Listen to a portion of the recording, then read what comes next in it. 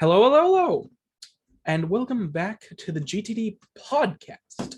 I'm the Norks. I speak for the podcast, and I'm vaguely surprised I remember that so well, especially since I haven't done it in a month. But, I told myself beforehand I wouldn't bring attention to the time skip, but whatever. I'm here as always with my lovely co-hosts, Devin and Matthew. And yeah, and I don't know what you're talking about. It's totally been a week. Yes, it's definitely feels like it. Well, I mean, I guess technically, I don't know. Depends. Yes, welcome back. We are here once again. How have you two been? Not good. Yes, I'm good. All right. Good to know. Yeah. All right. All right. Good to know. I guess we'll just jump right into the main thing. We have several things coming to the show today. We'll be discussing several trailers, including the Pokemon the Pokemon Presents trailers for Pokemon Scarlet and Violet, as well as the Pokemon Presents itself, which came out over a week ago now, unfortunately, but whatever. We'll also be looking at trailers for Saturnalia Vikings on Trampolines, which that sounds exciting, and Alone in the Dark, which should ring some bells should ring a few bells for some of you out there. Then we'll be moving on to host topics, which, I mean, it's been a month. Maybe we have one.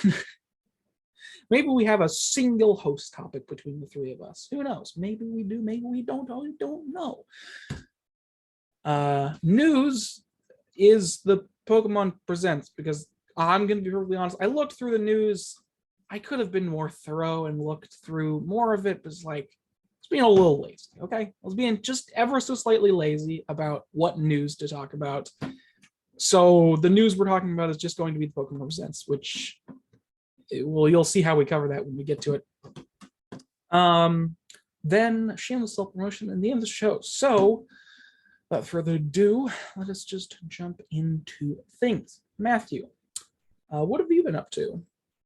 Just generally, it has been quite a bit. So what's up? What's the happenings? Turns out, I think this is stuff that's happened before the last podcast. Uh-huh. But I've been low on iron for a while, probably, without realizing that it wasn't normal. Uh-huh. Feel like I did. How'd that happen? Well, I got sick with a very mild thing. But then my body decided, hey, how about nosebleeds? And nosebleeds and nosebleeds and nosebleeds. Uh-huh. Nosebleeds. And then, okay, you need to eat proper. Right. So you almost my hands are steadier now. It's so very you almost strange. Died because you didn't eat food, is what I'm getting. No, I didn't almost die. I almost got close to almost. Yeah, when your blood turns yellow, that's a bad sign. It would be, you're right. That means there's no iron in your blood to transfer oxygen. Thankfully, my blood wasn't turning yellow. Yes. He was very much still red. Mm-hmm. Good. But other than that, I've played a bit of Minecraft, not too much of that. I've mostly been writing. Yeah. That's a difference. Much as I want to play Minecraft. That's a difference from before. Haven't been playing Minecraft, been writing a bunch. I feel like that's a difference, considering. All right. Anything else? Definitely. Or anything you want to expound upon? No. All right, then.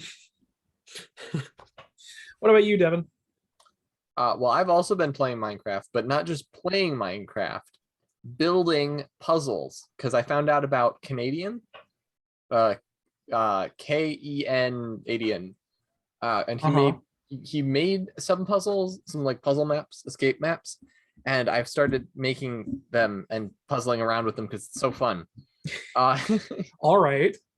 And so I finished the first one today, and Matthew did it, and or he's in the middle of doing it, and I think he enjoys it. I think. All right.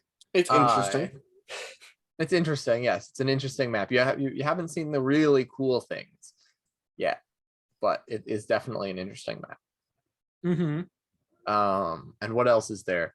There's a youth camp that I was just a part of in life. That's not really gaming life though, or gaming news. No, but I was asking more in general. Matthew told us he was sick. That has nothing to do with video games. Yeah, I cared for Matthew while he was sick. I made him soup and fed it to him, and definitely didn't just like do nothing. When did that happen? Forget he was sick a couple of times.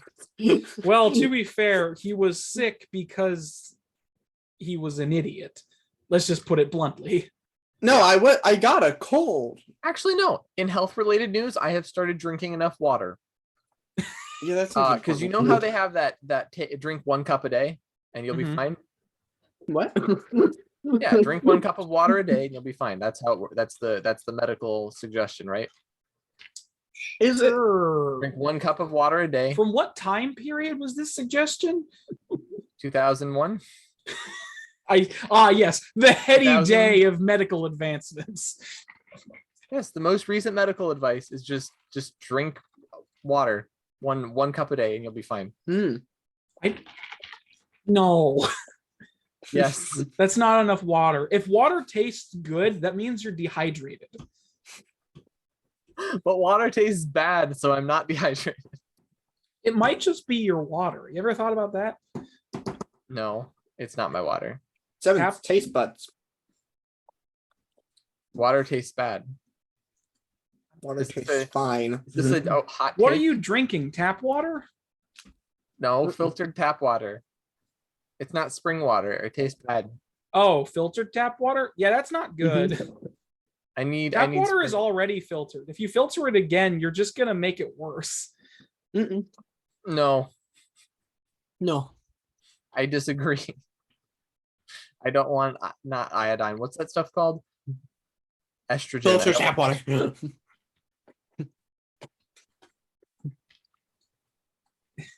I'd rather not have estrogen in my water. That is something that is in water. Sure.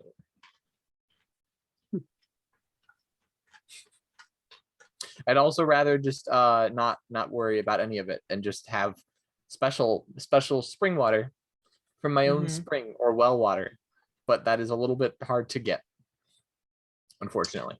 So what is your current plan? Is it just remember to drink water and not care? Right, because it's not actually that bad or that good. It's just water. Water doesn't have a taste. If it has a taste, then you're dehydrated. That's kind of the point. Water always has a taste, though. It just tastes like water. That is the taste. I mean, I guess, but it's like whatever. Regardless. Yeah, it's important. You see this? I drink like 2.5 of these a day, probably. This is 24 ounces. Water, drink it. It's good for you. I'd rather just eat a glass. What is up with you two? Like what? What's going on? You can't eat, you can't drink. What is up?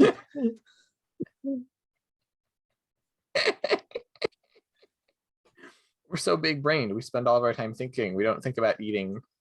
Yeah. Exactly. Drinking. I'm pretty sure that's the reason your brains are so big. They're fucking bloated because they're dying constantly. Oh wow. That's definitely the case. Yes. Definitely the case. Anything else happening? Well, I had a really neat idea for a video game, which I'm going to Did be you? suggesting later in relation to one of the trailers. It was fully and wholly inspired by that terrible trailer. Terrible trailer. I don't know why you chose that trailer. It's Which such a. I mean, trailer? I think I know why, but I don't actually. I don't think it's a good. It doesn't. The trailer does not make me go, "Oh yes, this is a game that I look like I would like to play." Oh yes, definitely would I'm love to play this curious game. which one. And it also doesn't even make me think, oh yes, this trailer showcases what this game is. It just makes me confused and be like, why did they make the choices that they did? All right. What the heck? I guess we'll get Also, to that. I will say one other big news thing. I had a video that reached 50 views. The Minecraft video where I play Minecraft reached 50 views in the first day. Wow. Which is a 10-minute video. And it has like 2 hours of watch time or something insane, which means people have actually watched it. Minecraft is popular. No, I know, but it was, yeah, but there's so many people that make Minecraft videos. I know. It's I'm not- just saying. That is true. There's so many people that make Minecraft videos. It though. is impressive, but also what? I mean, I don't even know. Aaron, gaming is popular. I know, Imagine but if we got I was 50 I was views on one of more these like in the I don't first even. day, The that'd be reason I awesome. was going I don't even know is because it's like, what channel is it on? The 111 subscriber Minecraft channel. All right then. Well, Yeah. presumably some of that came from the subscribers. Yeah. And the best part is I know how to re-replicate it because the video was called how I lost $50 to a piece of glue. Uh-huh. Which immediately makes you think, oh, I have an idea of what this might be, but I don't know the details. And so suddenly you're curious. Why was it in a Minecraft video? Were you telling a story? I was telling a story Ah, you see. Over because that is the only way to make Minecraft videos interesting. Yeah, I mean, to be fair, I feel like that's more than 60 to 70% of the enjoyable content when it comes to Let's Plays is the commentary. If you have bad commentary, people aren't going to want to watch your stuff. Yep. If you have Like- good commentary but bad gameplay, people will just pretend you're a podcast. Or they'll get really pissed at your bad gameplay, but still watch because of the commentary. What I just did there was summarize the entirety of the Game Grumps fan base.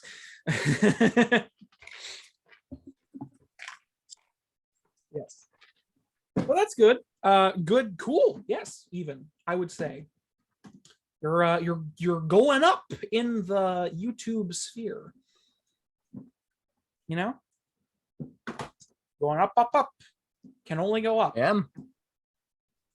The only way you go down is if people cancel you. Yep. Which is Yeah. definitely not something that's going to happen ever. Nope, never. I mean, probably not. You have No. views that I don't would have any argue- controversial opinions at all. You definitely do, especially in the internet sphere. But I don't think enough. I don't have people care. controversial opinions about marriage or hot takes. Definitely not. No. All right. Is that it for you then? Is that all you've been doing? That is it for me, yes. All right. Moving on to myself. Honestly, I don't have too much to add or going on. I did spend like a week. I did basically lose a week of my life through bad sleeping schedule of like staying up all night and then sleeping through most of the day. So I basically lost a week of my life. To be fair, I did try and do productive stuff during that week. Like I don't even remember. I think I just watched like stuff. That's probably what I did. I think I did write some D&D related stuff as well. That isn't really important. Outside of that, I haven't played any games outside of Minecraft, period, which is definitely a first for me in a while. I've said this before, but like the fact that I've spent so much time on Minecraft recently is very strange for me because I did like for a long time was essentially burnt out on the game and didn't play it at all pretty much unless under certain circumstances. And even then I lost interest kind of very quickly. But this is the first time I've been on a server and consistently played on it and kept building up my stuff, and I have concrete goals that are stupid goals that only please me. They're dumb goals that only will please me. Which is You built a fine. lot of roads. Yeah, I have. I'm connecting all of the villages that I've found because I mapped out a shit ton of the map. I have like I think I have like a 5x5, maybe even 5x6 grid of maps now. There's a lot of maps. Wow. I've mapped out a crap ton of the world. But that's really the only game I've been playing. I have games installed on my PC that I was planning on playing. Like they're just sitting on my desktop going, please play us. Please, you downloaded us like 3 months ago. Why haven't you done anything? We're literally just taking up space on your hard drive, you dumbass. Yes. I have those. I also have those actually, and some of them I could be playing, and I just simply haven't. Yeah. I forgot they exist. Yeah, so I just have games sitting on my desktop that I downloaded like over a month, probably over close to 2 months ago, that I just haven't played. And it's not like any of them are particularly long either.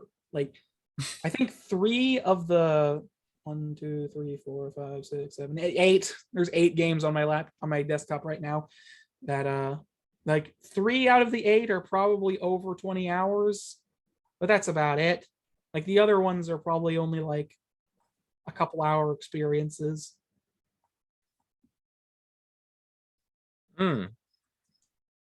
So, it's not like I have an excuse. I have so much time. I could just do it. It's whatever.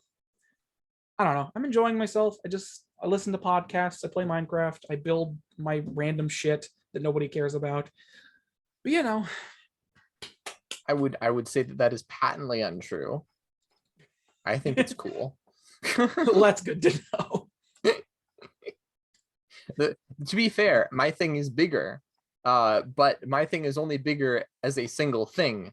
Your thing is like a giant mega bridge that goes on for like forever, and roads, and that impresses me. Well, I'm essentially building infrastructure for some reason. I don't know why I chose to build Minecraft infrastructure, but I've built like 3. No, I've built 2 like like suspension bridges. No, I've built 3 suspension bridges, a couple bridges across in mountains because I'm digging through them. And then I'm building more bridges over rivers and stuff to connect. I'm like, my main goal currently is to literally just connect with paths all of the villages I have discovered. So it's at some point down the line, unless this server gets nuked out off the face of existence, which probably won't happen. Won't happen. You have backups too, right? At some point, backups at least. Of course, I have backups. At some point, they're old at this point, but still. At some point, there will be roads all over the place, and you can travel wherever you want. And there'll be signposts telling you where leads where. And then after that is done, my house will be finally my house will be built. That makes sense, right? I think so.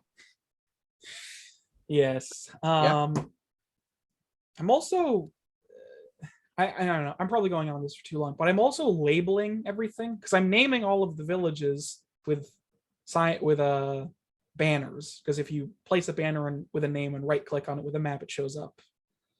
So I'm labeling all of the villages with banners on the map, and I'm also labeling specific areas with banners on the map. So I have like specific areas of land I'm labeling. Like I'll label forests and like specific areas that are weird. Right. I'm also labeling all of the sea shrines I come across because there's so fucking many of them. I've found literally 15. There are a couple, yeah. I have found 15 sea shrines, one of which is literally right next to a village. Like you can stand at the edge of the village and see it in the water. Wow. And I called that town's Innsmouth because, you know, it made sense at the time.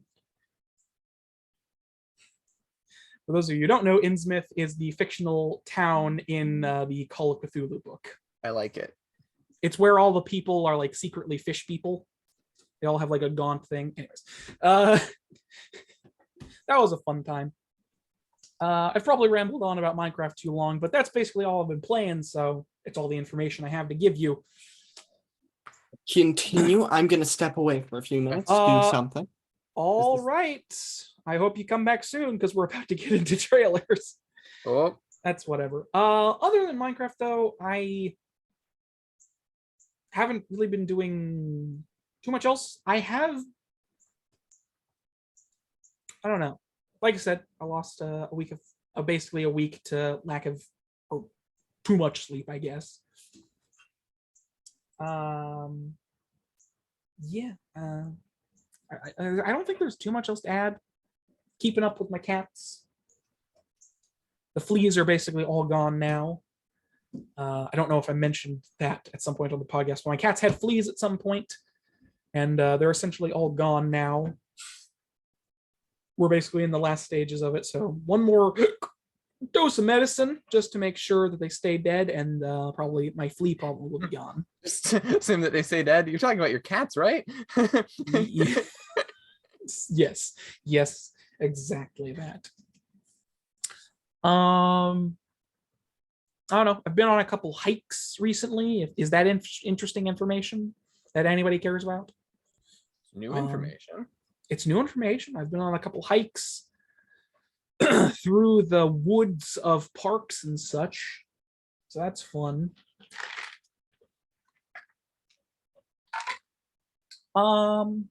Yeah, I think that's about all I have to share with what's been going on me past month or so. So we will just hop into trailers. So it is unfortunate that Matthew is not here. I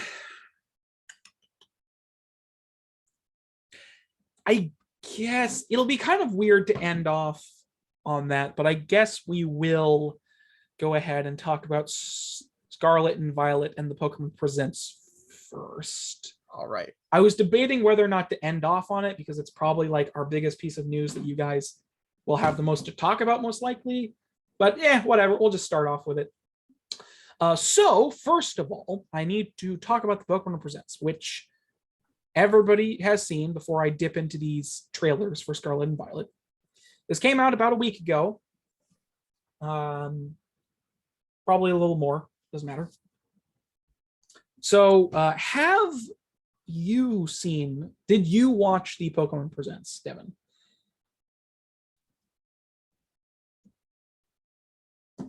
Hello? Devin. Yes, I did see the Pokemon Presents. Okay, so you know what the contents of it is. Pretty much. Pretty much, yes. All right.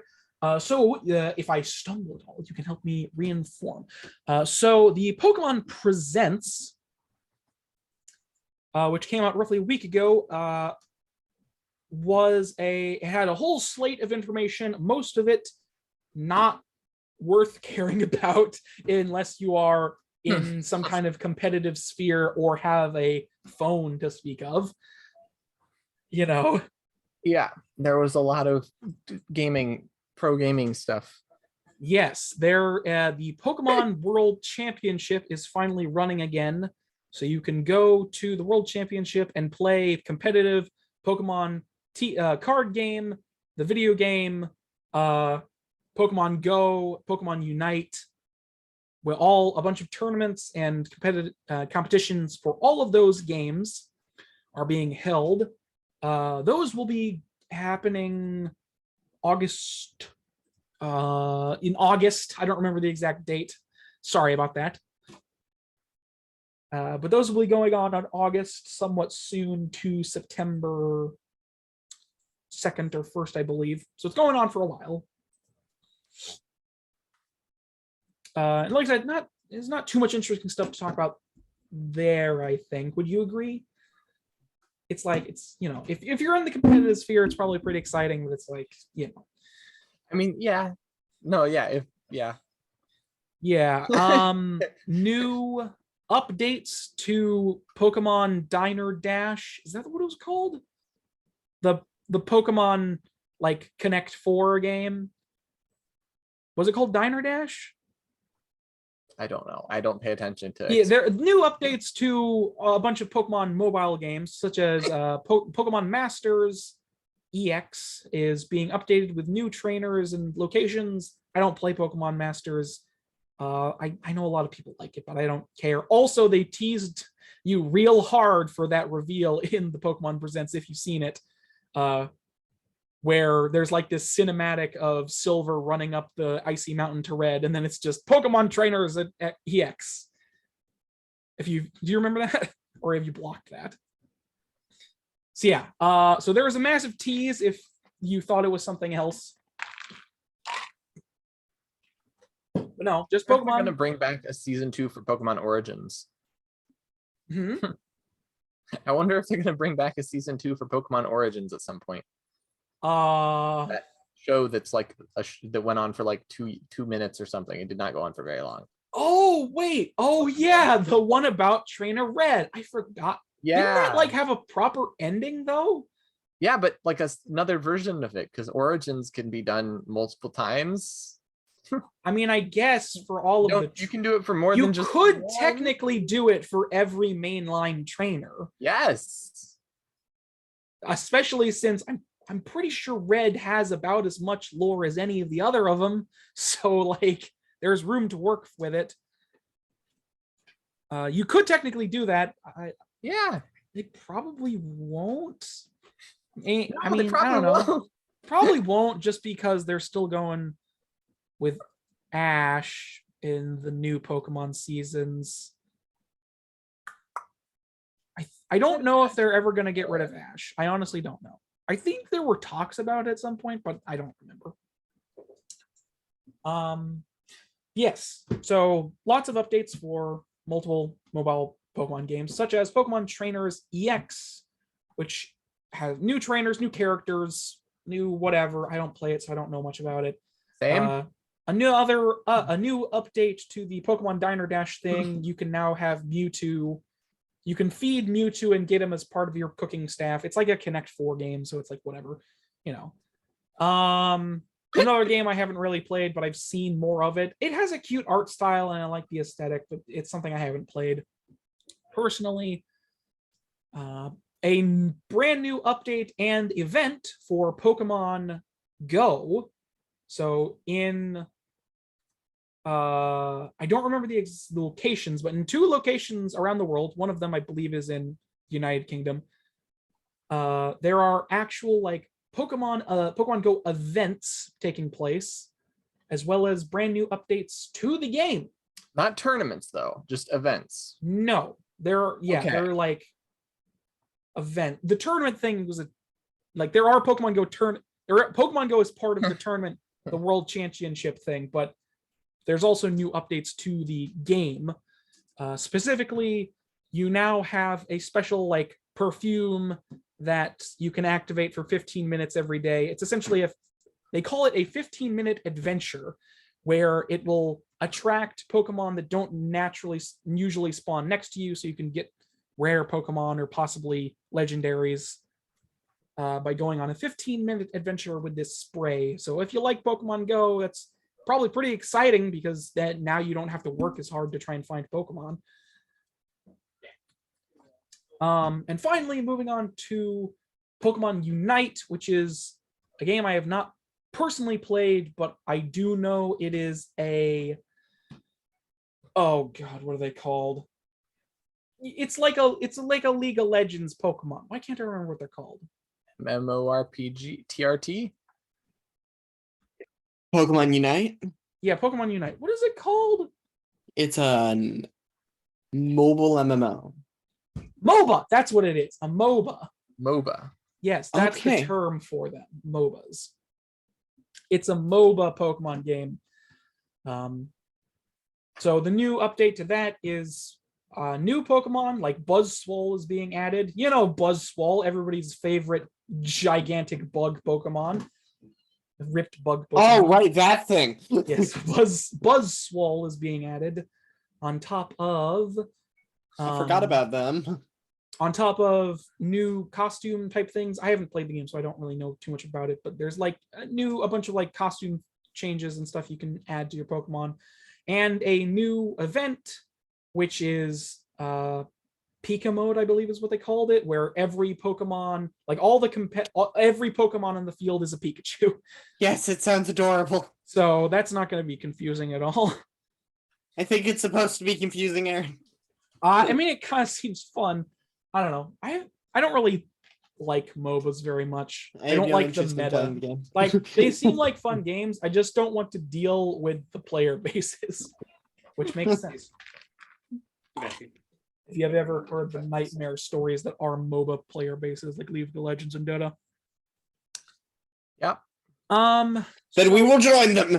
Yeah, that's about it for all of the other releases in the Pokemon Direct. Also, Matthew, did you see the Pokemon Direct? You know what happened in I did. I don't remember it very well beyond the Scarlet and Violet part, but I did watch it. We basically got through all of the intermediary stuff that happened before the trailers at this point. I believe, anyways. I don't think there was anything else. Updates for Pokemon, updates for a bunch of games, the Pokemon World Championship. I think that was it before the aforementioned Pokemon Scarlet and Violet. So 2 trailers were shown during the Direct. The first of which, was the Welcome to Paldea. For some reason, I remember the voiceover lady calling it Paldea, but it is Paldea. For some reason, my brain was like, it's called Paldea. It's like, no, it wasn't. What are you talking about? Well, it's called Paldea. Yes. So the first trailer that was shown was it was essentially like an overview of like, oh, you know, it's the moving camera slowly showing very little gameplay, music in the background, voiceover like, oh, this is an epic experience, you know. So it's the Welcome to Paldea officially trailer. Yeah. I thought it looked pretty good. The game looks like a neat, like this is that open world Pokemon game everyone was really excited about 8 years ago. Yeah, kind of. of. If it come out 8 years ago, people would be going crazy. I actually like the graphics, okay? I don't keep up with Pokemon too much. I don't think he's talking about the graphics. I think he's talking about perceptions. I know, but I'm talking about the graphics. Also, just to say for transparency, not that it matters, I intentionally avoided anybody else's opinion about this game, not because I don't want to get multiple opinions. Well, I intentionally avoided the comment sections for these games, I should say, not other people's opinions. I avoided the comment section on these trailers and whatever the player base of Pokemon might say against it, because frankly, I just didn't want to get really pissed off again, because I know I'm going to get pissed off when I read the comments on these trailers. That's just what's going to happen. Yes. So the Pokemon Scarlet and Violet Welcome to Paldea trailer is just a basic overview of like the game, the Pokemon, the new mechanic. It doesn't go into detail, as well as the legendaries and the ride mechanic with them. Which does seem like a neat mechanic, I will say. It does. There's also one frame at the end where it looks like your ride Pokemon, which is the legendary, transforms into their real form. Because if you look at the box art, of the game and then compare it to what they look like, they're missing a few features. I have not done that, so. Well, if you just quickly look at them and then compare it, I think it is anyways. It's something I did notice, I think. Hold on a second. Yeah, they're not quite the designs on the box. Huh. And then right before this Welcome to Paldea trailer ends, they're in their box art forms, Mhm. which means that they transform at some point in the story. I don't know when or how. It's just they show that in the trailer, so you can make an assumption on how and when. I like Violet's legendary better. The motorbike. I like the design of the legendary overall. better. Yeah, I'm gonna be perfectly honest. I agree. I do enjoy weird motorbike Pokemon. I do enjoy that design. But that's about it in regards to the Welcome to Paldea region trailer. It mentioned multiplayer. Yes. Yeah. However, the next trailer went in more in depth, which is what we are going to be talking about now, which is the official world overview trailer for Pokemon Scarlet and Violet, which is 6 minutes long. What? Oh, right. Was there? I mean, you guys watched both of them, I assume. Yeah, I yeah, did. I just forgot about it. I also did because I had a hard time watching. I was like, oh yeah, and then it gets to the Chrysalis forms Pokemon. I forgot what it's called. Crystal Pokemon. Yeah, the Terrasilize. no, the Terrasili- No, it's called terrestrialization. no, yeah, it's Yeah, terrazilation. terrestrialization. Yeah, Terra for short. It's a weird name. Anyways, this goes into more detail. This trailer goes into more detail about the actual gameplay and sort of story as well. Starting from the top, your ride Pokemon appears to be something you get very early on in the game. They are the legendaries for the game, which is, I guess, technically similar to Sun and Moon with Cosmog, except Cosmog wasn't a ride Pokemon. So, but they are similar in that aspect of you get basically the legendary very early on and you carry it all the way to the end of the game, presumably. Yeah, it does seem like that. I am totally fine with that idea. Right away, they show that your ride Pokemon has the ability to run across land, water, climb up surfaces, and glide. I don't know if those are unlockable as you progress, but I would assume that flying is not something you well, can... here's the thing. I would hope. I honestly would not be surprised. Oh no, if, because it's an open world game. yes, it's a complete open world game. I would not be surprised if all of these features were introduced right away, specifically because of another detail they mentioned when they're talking about the story of the game, which is that there are 3 stories that take place in the game. There are 3 stories for you to do. The first of which revolves around you doing all of the gyms, and a first in the series history, there is no set order for the gyms. You can go to any of them in any order you wish, because it is an open world game and they do not block you from any of them. Which sounds interesting. So, with that knowledge, I would not be surprised if your ride Pokemon had all of its movement abilities right from the start. Yeah. That makes Which, sense. Considering, I mean, let's be perfectly honest. This game is definitely very much part of the Skyward, part of the Breath of the Wild genus. You know what I mean? Yeah. So, open world. By the way, it's open. Did you know? Open world. Yeah, I mean, It open looks world just like Breath. It's open world, like Breath of the Wild. Yeah, that's the weird You remember thing. Breath of the Wild?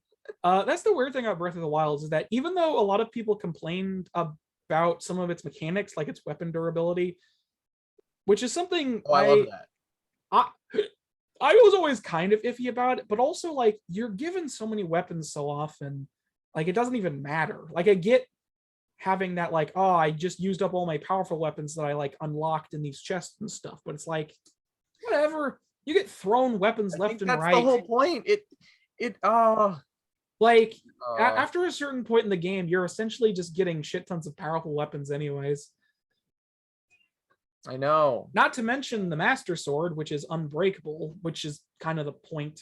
Yeah, The point fact of the that- Master Sword is that you work your way up to get it, so you don't have to, you know, wield other weapons. yeah. I'm sorry, I went off on a tangent.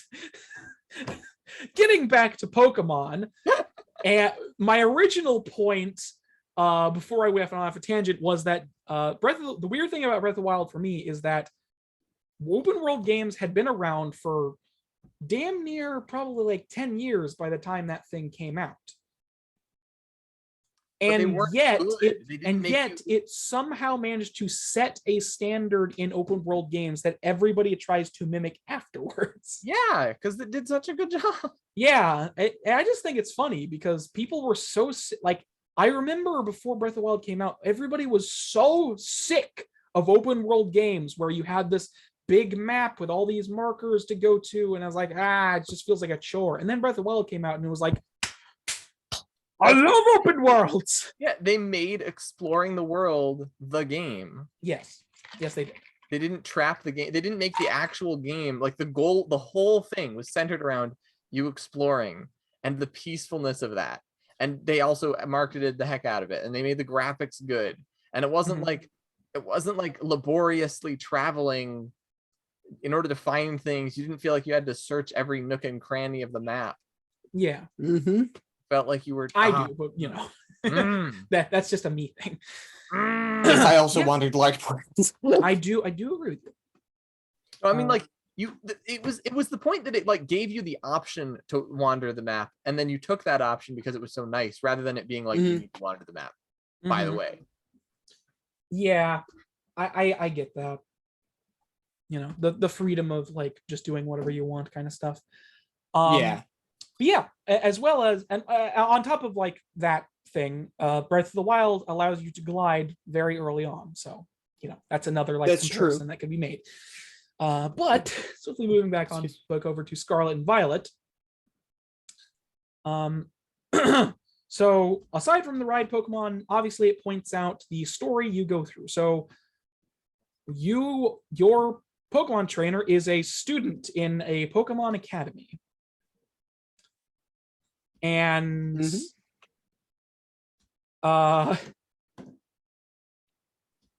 yeah, so you're a student in a Pokemon Academy. As well, on top of that, there is a independent treasure hunt study thing, which is one of the stories, presumably, that you can go on, which is being hosted by some guy. Totally the villain. That seems a little too obvious.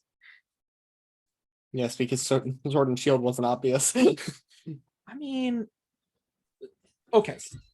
No spoilers if you haven't gotten to it yet, but was Legends Arceus's villain obvious to you? I have not been able to finish that game yet. All right, I won't spoil it, but who do you, just as a question, who do you think the villain is? the main character. That would be funny. Not you, the main character. The main character is the quest giver girl. Oh. I feel like it's related to the Galactic group. The All right. Galaxy.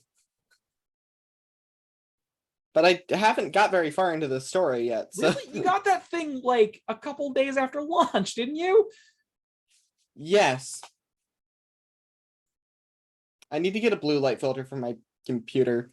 It's making me feel sick if I don't have blue light filtered up. It's on your Switch. Yeah, and Switches don't have a blue light filter. Oh my god. Just hook it up to your monitor. It doesn't fix it. Ugh. I'm Whatever. trying to solve the problem. Whatever. I'm not going to confirm or I'm just deny. gonna buy a blue light filter. I'm not to going put to over my confirm or screen. deny your suspicions, but I will ask Devin, do you know who the villain is in Legends Arceus? Nope. All right, then. Basically, what I'm saying is going off of the writing team for that, I I have don't no idea. think the villain in this game is going to be obvious. I mean, technically, the villain in Legends Arceus is obvious if you pay attention to certain things, but it's like, it's whatever. I'm certain a lot of people did not see the villain in that game coming. Regardless, moving back to Scarlet Well, at and least they're Violet. getting more subtle. Moving back to Scarlet and Violet. Sorry if I'm talking too much. Did you guys want to comment on anything? Am I taking up your space? It was I think it was Scarlet and Violet's trailer where I had the realization that I'm actually probably never gonna play another Pokemon game again for the next like several years. Yeah. and why is that? Because I don't have a Switch and I'm probably not gonna get a Switch, and I've got other things that I want to play. All right. Easy solution. Buy a Switch. Joking. It's like you do technically have a Switch. Okay. You borrow. I could technically borrow a Switch. I do want to test out the multiplayer aspect. Yes. Aaron. I mean, I have a Switch. I don't have money though. That's the problem. I will, since you did bring that up. That problem's solvable. The trailer, the trailer and the direct does go into the fact that this game has full multiplayer support. Yeah, I'll just say ahead of time that you can enjoy with up to 3 people. So 4 people at a time can explore the open world of Scarlet and Violet. Also, the trailer is a little vague, but it says everything the Aldore, is that what it was called? Paldea? Paldea, I was close. Everything the Paldea region has to offer, which might mean that you can co-op through the story as well. Well, that would be cool. I don't know. I'd like that. That would be quite interesting if you could fully play through the entire game co-op. That would. I'm not going to assume that, though. No, I mean, it's Pokemon. You should never assume a feature is available. Let's be perfectly honest here. Exactly. But it would be interesting. I wouldn't assume it, but but the multiplayer feature is definitely interesting, especially since Pokemon for years has always been a very intentionally cooperative experience. You're supposed to. I do have a question for you, Aaron, real quick. What? Of the games, which would you buy if you had money and wanted to buy one? I mean, probably Violet, purely based off of. I mean, you're probably gonna buy both of them anyways, but I would probably. That's what a lot of Pokemon fans do. They end up buying both. I don't intend to. The real secret to Pokemon's game. They make $80 per game. Yeah, I mean, that's what probably it's most 120 Pokemon fans for the past 20 years have been doing. Let's be perfectly honest here. Past 15 years, probably. Regardless, Pokemon Violet. Because I do actually... Okay, so I like the design of... What was the... I like the design of Koraidon a little more than Miraidon, but I just cannot get over the fucking motorbike Pokemon. I cannot get over it, and I just love it too much. Touche. Also, just for a quick reference, I'm going to be picking Pompadour Duck because he is the best, and I will fight you on this one. I say the cat is better. I think the duck is also the best. So Pompadour Baxley Duck is not the best. Is the best one because he is amazing looking. Anyways, that isn't important right now. What is important? No, it is important. The story. So, like I said before, the story. There are 3 stories to take advantage of. The first of which is obviously going through the gyms, which there is no set order to. So if you go through the gym path, you also have your trainer classmates, you have your battle buddy, you have your you have your Pokemon personality quiz list of characters. You got hyped up battle ready friend. You've got slightly goofy long-haired guy who also is good at battling, who also is who will probably also battle you, but is not very good at it. You've got. I don't think any of them will be very good at it, actually. You know what's funny is Pokemon is the only really memorable characters are the rivals, the really good rivals who are like a threat. Yeah, to the you. asshole rivals. Yeah, Like and Gary. they're like the really memorable characters. Yeah, I mean, well, Gary, Bede. if you ask some people, I assume a lot of people would say that. Who's the Wally? Is that what his name was in Oh yeah. Gold in Him. Platinum and Pearl? Wally. Yeah.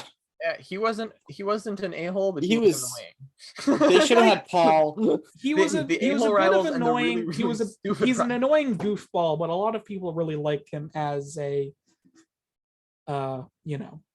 Could we He has have a had really Paul in one iconic of those design games? too. He Very, very does. He's memorable. also way more annoying in the anime Yes, because he's like a side character. He's like not part of the main group at all, and you meet him like way later because he's not part of the starting main group with Dawn, and he's just like this weird cheapskate that like tries to get money out of people. It's very weird personality for them to Isn't give him. that accurate though? I don't remember him being like I'll find you money for this. I don't remember him being that. I mean, whenever he yes, bumped that was into his you. iconic line. Yes, Was it? I don't remember Yeah, that. in the game. Whatever. He's very annoying. I do agree with you though. Yeah, softening up the rivals has made them slightly less memorable. softening up / turning all of the rivals into the same person. Yeah.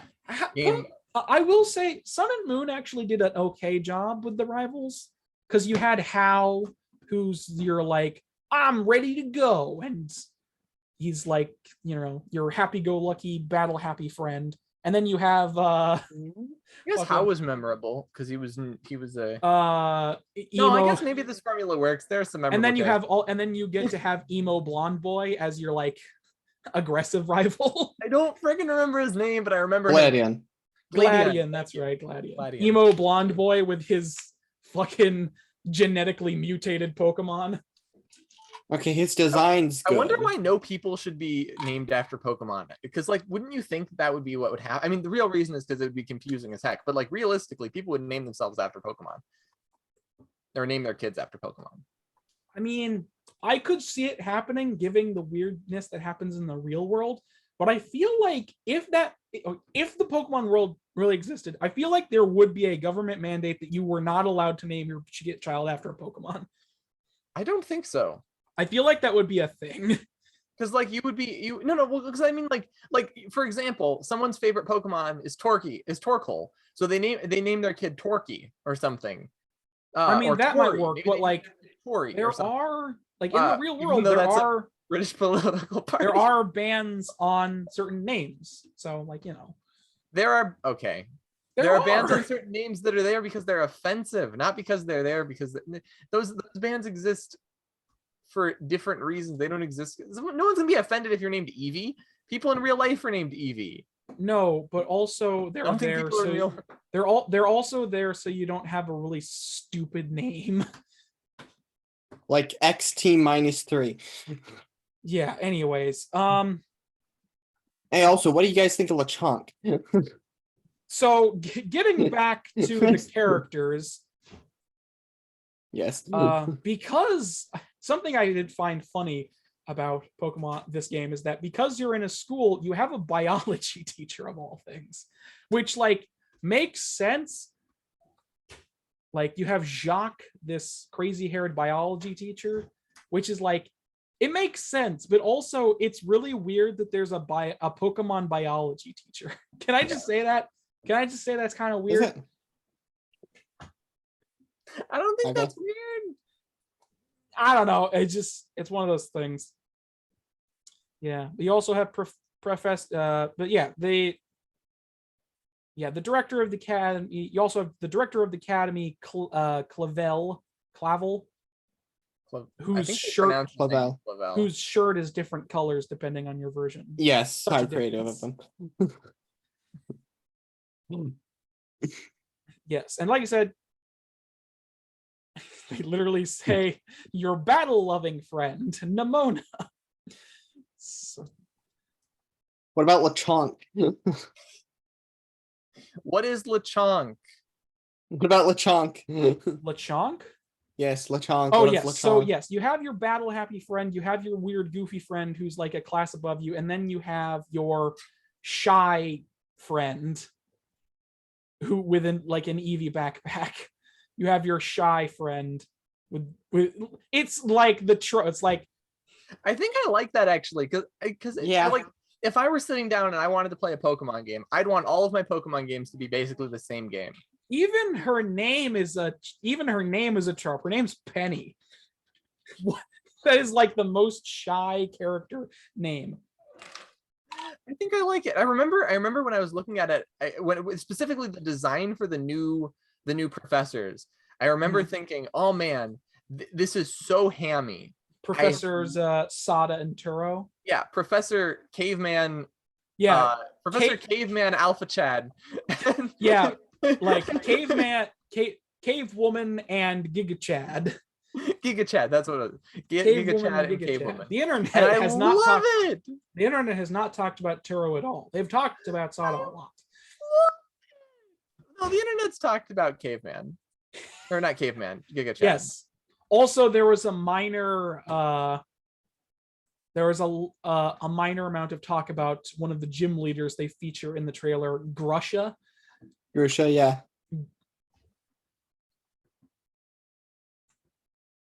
I mean,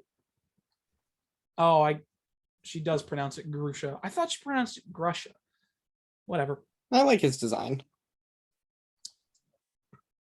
Yes, the character designs are fine. They're very like Pokemon new gen character designs. I don't mind them. They're fine. Very you know, Japan. I wouldn't even say that. It's just kind of like it's the Pokemon style now, basically is what I'm saying. Yeah, I know. Joking. Also, it talks about the Pokemon of the region, and you get a glimpse of some of the Pokemon that appear. Lots of Pokemon from different gens are reappearing, such as Pineco. What? Pineco. Is that not the Pokemon's name? The Pinecone Pokemon. Snorunt? No, wait. Pineco. I don't remember. He's from I think he was introduced in It doesn't Plat and Gold and sound Silver. wrong. He's like a pine cone Pokemon that evolves into something. Brock had one. Like, I think the name's right. I don't know. Which is one of my favorite Pokemon. One art on one card that we have, Fortress. Fortress. Yep. Is that Very what his original name is? It's like a combination of forest. That's the evolution. Right. Yeah, Fortress. Fortress. And it's Pineco, right? Yep. Okay, that's what I thought. Either Pineco or Pineco. Pineco, whatever. The main feature that the trailer talks about is the region-specific Wooper, which I know some people are happy about. Are those bones coming out of its head? I mean, isn't that what it is before? Yeah, but it's obvious. That looks like coral before, at least. Yeah, the region-specific Wooper, which covers itself in a toxic coating. Yeah, It's I mean, definitely- it's another entry of the Pokemon that will kill you if you get Gotta near bring it. this up. Have you heard of Wooper children? A what? A Wooper child. You were born by one. What are you talking about? A Wooper child. You were born by one. Oh, very dumb. Your mother is a Wooper child. Okay. This is because son is offensive because it's male, and we don't want to be calling our daughters persons, and we don't want to be calling people women. So we call them Wooperson, but Wooperson has son in it, so we need to call them Wooper children. Where did this come from? A video. That isn't. All right, then. A video of a very non-controversial guy, just like actually just non-controversial guy, cartoonist, just joking. All One right. of the guys who inspired Dodwin's out. Gotcha. Yeah. Well, the region-specific Wooper is possibly ground poison. Just given its form and the fact that it's apparently It is indeed. It apparently is ground poison. The next up is possibly the most adorable new Pokemon ever. It's Fido. Yes. Literally just the word dog in another language, which is a little strange. No, it's Fido, as in. Yes, I know. Literally just the word dog in another language, but with a pun. It's made of dough. Yes, I love it. Fido. More puns, less light bulbs, please. We do not need light bulbs. Fido, as or well ice cream as cones with Pokemon. Titan, which is possibly some kind of narwhal or whale-based Pokemon. As well as the starters, Sprigatito, Fuecoco, and Quaxley. Mm-hmm. Lots of new Pokemon, obviously, because every gen creates more. Obviously, you can fill out your Pokedex and all that stuff. Multiplayer is, as I think we've already discussed multiplayer. I don't need to go over it again. But Correct.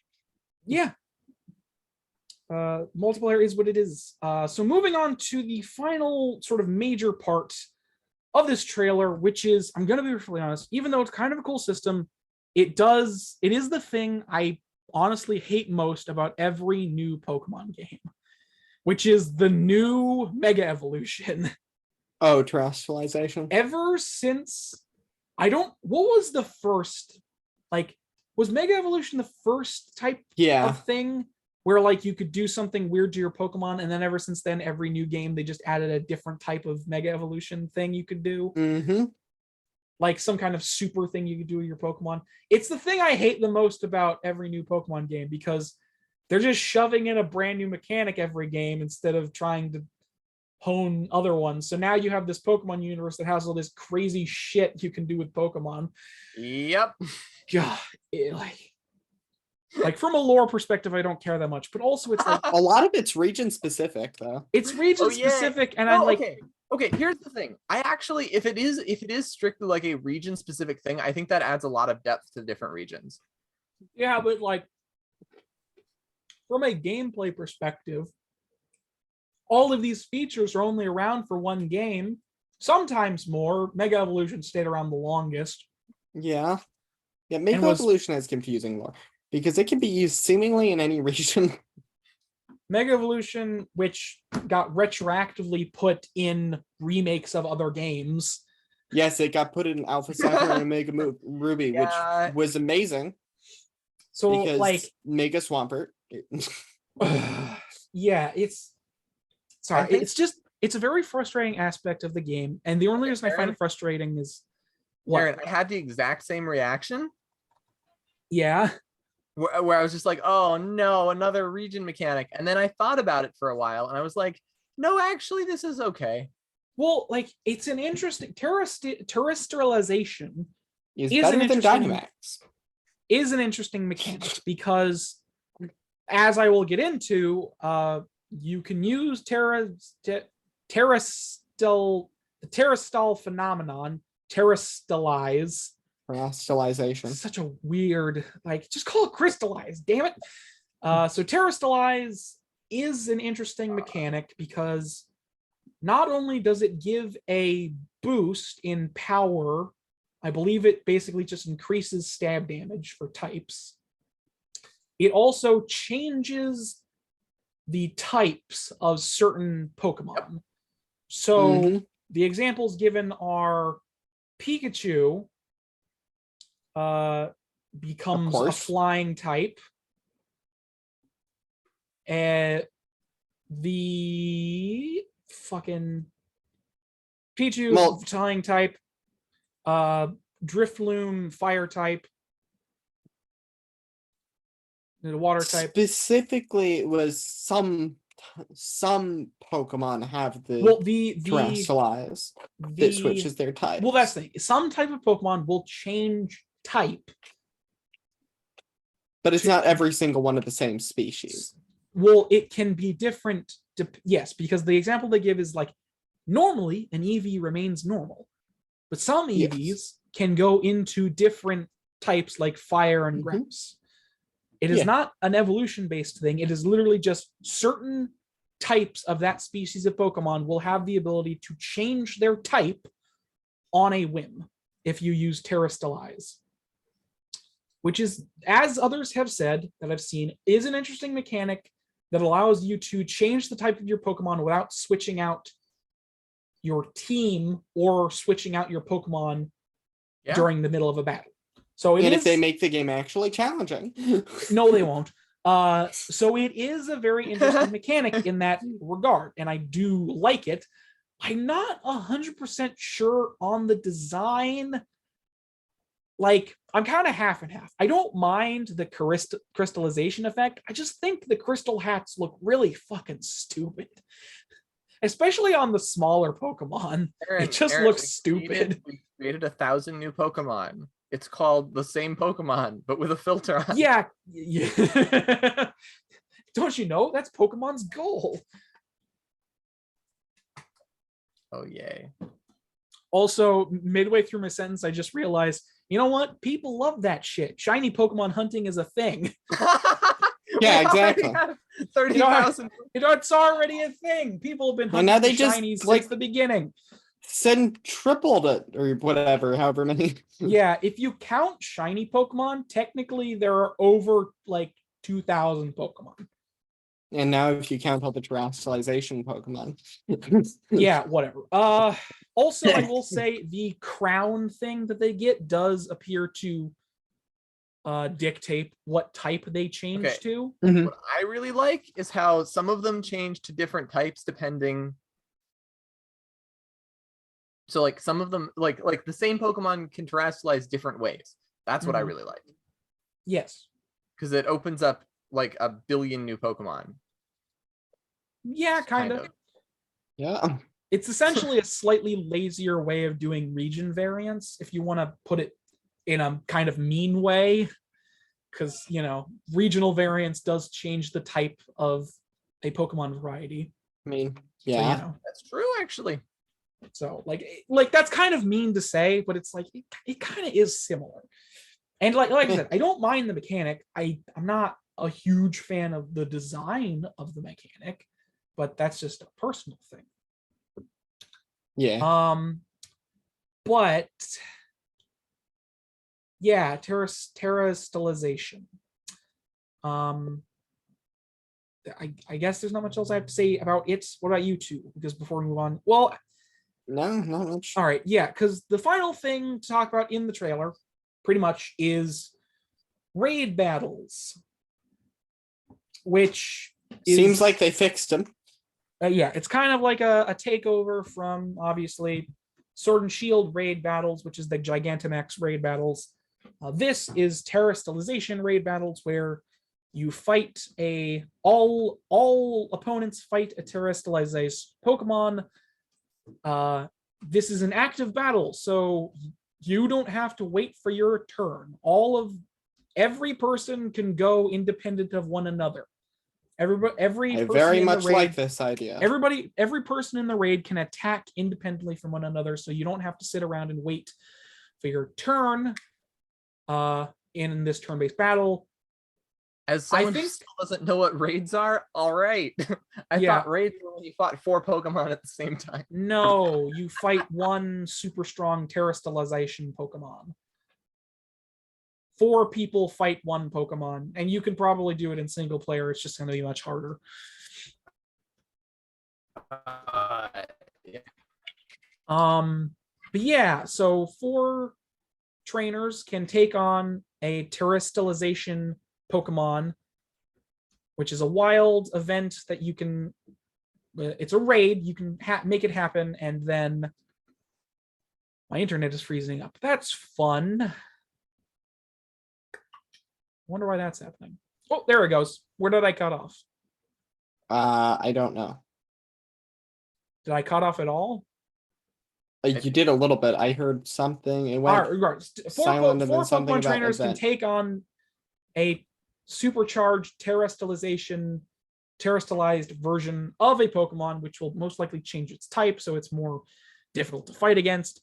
Because remember, terrestrializing also gives a boost to the Pokemon's base power as well, on top of possibly changing types. Yep. Like I said, all of the trainers can go independent of one another. Most people will probably try and strategize if it's hard enough, which it probably isn't, After you beat the Pokemon, you can catch it. I don't know if it's one per person or if it's just one person gets to catch it. I wouldn't be surprised if that was the case, but it would be slightly annoying if that was the case. I don't think they'll do that. I hope they don't. Was that the case for the Gigantamax stuff? I don't think so. All right. But I never played online, so. Well, I don't know. So. How dare you? You're a game podcast. Yeah. So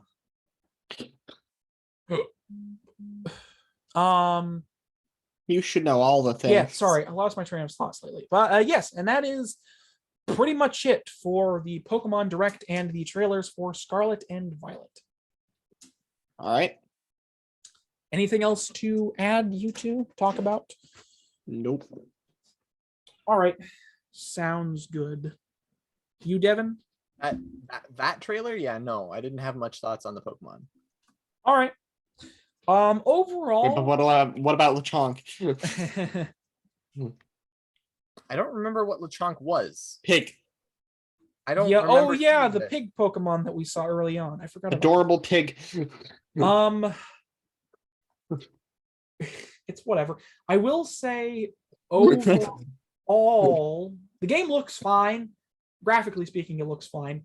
It's about on par with it's about on par with Legends Arceus. It probably looks like, I don't know. I'd have to look at them side by side, but it's about on par with that game. It has a slightly different art style. That's about it graphically. I mean, it's fine. There's nothing inherently wrong with the graphics. They aren't bad. They're just fine. I kind of enjoy the setting of the school. You know, I like that it's idea. interesting. I do enjoy the freedom that they have given you with what is going on. I did enjoy the open world aspect of Legends Arceus. I never played it, but like watching it, it did look very fun. And I could, based on my experience with certain open world games, I could easily see myself losing hundreds of hours in that open world. So I might like this. I mean, it's Pokemon. I'm probably gonna like it regardless. Yes. I never really lost my love for Pokemon. I just didn't like dip into a lot of the games, you know? Sure. I get that. Yeah. I mean, it's fine. I haven't played it yet, so I don't know too much. I will say, that I just want to bring up one thing, and that is this weird, funky car with speakers, with neon lights and speakers on it. What? Was this in the background or something? No, there's a part in the trailer where it shows this funky red car with speakers and neon lights and hot rod flames on it, and it's like the most ostentatious thing I've ever seen in a Pokemon game since fucking Mirror B. And like, all right. I personally, I didn't think of Mirror B when I saw it, but also it's like I could see it. Not that Mirror I think Mirror B is going to be referenced in the game, because anything from Pokemon Coliseum and Pokemon XD, the Gale of Darkness, will never be referenced ever again by anything. Wait, what is this Mirror B thing? Mirror B was a very popular character in the Pokemon Coliseum? Pokemon Coliseum? Yeah, the Pokemon Coliseum and Pokemon XD Gale of Darkness games, which were GameCube Pokemon games, where the main gimmick in Pokemon Coliseum was, or I think the main gimmick in both games were shadow Pokemon, which were essentially like, I don't remember the exact mechanics, it was basically like the only Pokemon you could catch were shadow Pokemon, and they were held by enemy trainers and you just stole Pokemon from people. Well, how pleasant. I mean, they were evil, and the shadow Pokemon are like being used for murder or whatever. Oh, Those games were like more rough and tumble than your most Pokemon games. I can tell. They had basically what I'm saying is that they are Pokemon games, but they're more close to your average JRPG, especially the fucking character designs. If you've seen them, they are ridiculous. But yes, Mirabee was a very popular character in those games. His theme is held in high regard and his weird aesthetic. The only reason I bring it up is just because I don't know what is up with this funky car, and I just want to know. Maybe it's him. No, it definitely isn't. There is no way that is the case. That would be funny. I mean, I guess it would be. Yeah. But yeah, like I said, overall, it's fine. Pokemon games are like in a medium level of quality. They don't really stand out very much, but they're fine in their own right. I get how that can be boring, especially for people who don't like that style of game, but it is what it is. Sure. Anything else to add? Because I think we have just Besides wrapped up Lechonk, no. Pokemon. No overall thoughts about the game or otherwise? No, apparently not. All right, cool. So the thing I expected us to talk the longest about, Pokemon Scarlet and Violet, is officially over. Also, I wish that I had more to say about it, but I mean, to be fair, I'm not that surprised. Like, I get it. I do get where you're coming from, because it's just like, it's Pokemon. At this point, what is there to say sometimes, you know? The games have been sort of mediumly consistent for the past like 6 years. What are you gonna do? Yeah. On a different note, though, the Pokemon Scarlet and Pokemon Violet games will be releasing November 18th this year. So they're releasing pretty soon. Pretty soon overall, which I guess isn't that big of a surprise. I guess they have sort of been teasing us for a while. I don't know. It's been a weird ride in that regard. But yeah. Pokemon. Yeah. And that is it for Pokemon Scarlet, Pokemon Violet, and the Pokemon Presents as a whole. Also, just want to quickly say there was a Splatoon Direct that came out a couple days ago that I thought about putting in here, but I haven't played any of the Splatoon games.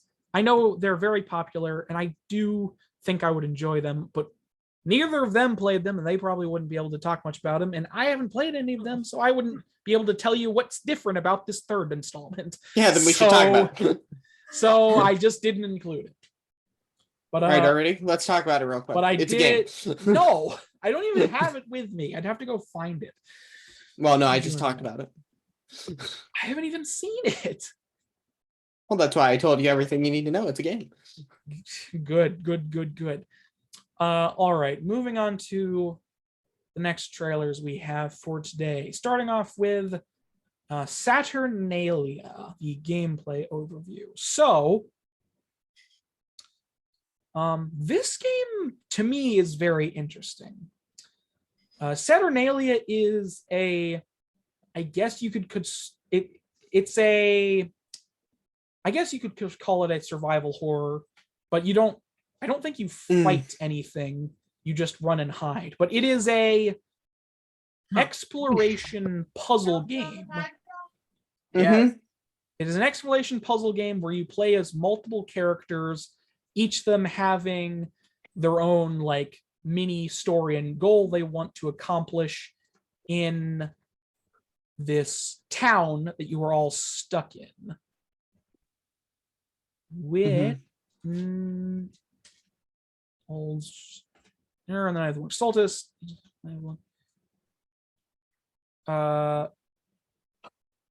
What is the name of this town? Grimdarkia. Grimdarkia. I don't Sounds remember, like a but good it literally descriptor. was something like Grimdarkia or something. Yeah, I something don't like they don't include the name of the town in any of the description for the game, unfortunately. And the person narrating does say it at some point, but I'm not going to scour through a 3-minute trailer just to find it. Regardless, the main gimmick and presumably gameplay Gravoy, that's what it's called. Randomly, she said it. The village is called Gravoy. So your main goal with all of these different characters is to escape the village of Gravoy by solving puzzles and exploring the place and making sure your characters aren't captured by whatever is hunting you. I don't know how deep the story is going to be. I will say each of the different characters also have unique tools and sections that they can go through, but none of the others can. So you're sort of, encouraged to switch characters so you can explore the town to its fullest extent. Procedurally generated. Not is it procedurally generated is the right word? No, randomly generated. No, it's not even randomly generated, technically speaking. It's not random. Well, the way it works, and thank you for leading me into this, which is to say the main This is the coolest gimmick. thing. This game looks like a good game on its own, like a neat idea. Like escape the village, escape the vampire village in that one D&D module. Yeah. Totally a reference everyone will understand. But the thing is, it's not that. It's better than that. Yeah, I do really. Also, just quick shout out to the weird kind of like pencil scratch, kind of black and white with color art style, and it kind of looks like everything is kind of wrapped in like a velvet type thing. You know what I mean? Like the character models especially have like lower frames of animation, so they kind of walk around all chunky, and they have like this pencil scratch texture on them, and it kind of looks like everything's in a layer of velvet. It's really nice looking. I really like that. Side note over, moving on to what Devin has been sort of teasing, is the fact that the main gimmick of this game is that you have to explore the entirety of this village by yourself. There is no in-game map for you to check. There is no compass that leads to different markers. Yep. The only way to know where you are going is to look at town maps to figure out where you are and situate yourself by just memorizing the town yourself. It looks like a very fun play experience. Yeah, like that's a super cool mechanic that you don't really see a lot of games doing. Like I love how literally it feels like the game itself is going to be learn where everything is, and the death penalty is everything gets rearranged. Yeah, the death penalty is if you lose all your characters, the entire town rearranges, and you don't lose any of your progress, but now you have to figure out where everything is again. Which is just such a cool like failure mechanic. It's like not too punishing, but it's also the most punishing in a way, because now you have to relearn where everything is in this dumb town. And I do very great. Like that They did the horror right. The horror is like actually a little scary. Like you actually get a little bit of a chills where it's like, oh, you're being followed by this creepy thing. Yeah. You don't know anything about. So there's like actual mystery horror. It's scary. Like it's scary because you don't really know what's going on. You're just finding clues and you're just trying to keep track of what you're doing in your little notebook with your like story tracker and just trying to do things. Like you're just trying to do puzzles to try and get out of here, and it's very cool. And obviously, like you can rescue characters that get caught by the monster. I don't know where they get held, but you can rescue them with other characters, which is very cool. And it's like, yeah, I love, like, this is one of those games that this is like one of those games that's like, oh man, I would spend hours on this bad boy. Yep. It's definitely one of those game experiences like, All right, so you're telling me it's a semi-open world, it's a semi-open exploration game where my punishment is I have to explore it again? Fucking hell yeah, man. Because that's the weird type of person. That's just so cool. I love that idea so much. Because like I'm definitely in that camp of people who like definitely malign certain like punishments for death or loss of progress in games, because it's like, it originally in video games, you had like a live system, and if you lost all your lives, you'd have to start from the beginning again. That's how they did difficulty. But the reason that it existed as a system is because it was a holdover from arcades, where they intentionally made things really hard and a life-based system to squeeze you out of all your money. That got moved over. That was a holdover system on like earlier consoles to also extend the playtime of games, because games were really hard because they were really short. Yep. So if you had to replay the entire game over and over. Yeah, and then there's like this weird middling period in like the early 3D era of games, where losing like there was still a live system, but getting a game over would just mean you had to, like in Mario 64, if you got a game over, you would lose the progress on whatever star you were doing at the time, and then go all the way back to like the start. You wouldn't like lose all your progress in the game, but you would go back outside of the castle, so you had to like run into the castle and get back to where you were. It's like it wasn't a super big punishment. Like you didn't really lose a lot for dying in that game. So like lives was essentially a weird holdover system for a lot. I'm going on a tangent. It does have a point. Don't worry.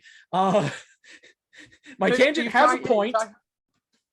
Yes. There's a holdover from ways to extend the game, but it actually doesn't add content exactly. It kind of makes the game. It's also a very much, or what were you just kind of like also similar to like pixel B word. It's a thing that people say to refer to like very precise things that you have to do. Like I think it was one of the Metroid games. Yeah, pixel perfect. Where you have to literally but it's not pixel perfect. It's like where you just have to like sit around in a room poking every wall, just because one of the walls has a key in it, and then you get the key, and it takes forever. But there's no game. You're just clicking. Yeah, artificial difficulty or artificial lengthening, also known as padding, to try and get to make the game last longer.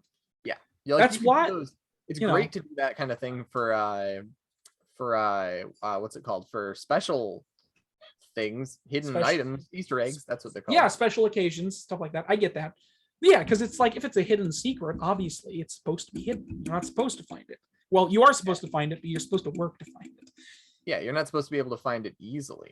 And like I do like a difficult game, but I also don't want it to be artificial, which is like what most of the NES and SNES era was.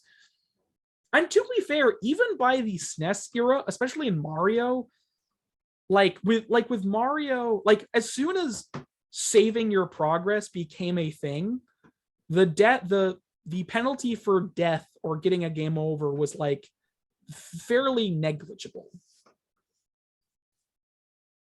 Like getting a game over in Super Mario World, I think set you back to the last time you saved, which can be a pain if you don't save a lot, but like who wouldn't do that? There's an entire era of video games that literally reminds you when things are saving or how to save, because they don't want you to fuck up. But anyways, trying to fast forward my point. Yes, lives were a holdover, and there was this mini era of like in the PS1 and PS2 era where lives were still kind of a thing, but they didn't really do anything. And the main thing they did was just like set you back to like the beginning of a level or the beginning of a world if you lost all your lives. It wasn't like a massive punishment, and you was still like, oh, okay, whatever. And then it's like when lives officially got phased out, it was like, okay, so how do we give you a punishment? Well, games for level-based games, it was like, okay, every time you die, you just start at the beginning of the level or where a checkpoint was. Especially for like especially for games that have like longer sections that you have to play through. That's a fine difficulty in its own right. It works. There's nothing inherently wrong with it. Especially if it's like not, hard. Especially if it's not like an artificial difficulty. But the more I talk, the further away I get away from my point. My point is that I love this type of difficulty. I love this type of difficulty and punishment because it's such a weird, rare thing, especially from like a period long ago, to see this kind of thing. Like Dark Souls, I feel like is kind of the king of became basically the king for like death penalties, because it's like when you die, you lose you don't lose your progress. You go back to your last bonfire, which is kind of annoying, but you lose all of your souls. And the only way to get them back is to not die before you get them, if you get back to where you died. So that's like a good level of like, it's a punishment, but you can still get it back if you are skilled enough at the game or patient enough. Yeah. And we've seen this type of, game mechanic be used in many games outside of Souls. Like Shovel Knight comes to mind. Shovel Knight does not have a live system. It is a classic. Shovel Knight is in the style of a classic 16-bit side-scrolling game, sort of in the style of like Mega Man or other games of its era, where like the main sort of thing you do is you collect money and use that money to like buy upgrades and stuff, and it's really useful. If you die, you drop all of your money, and you drop a portion of your money, and you can get it back if you don't die before you pick it up.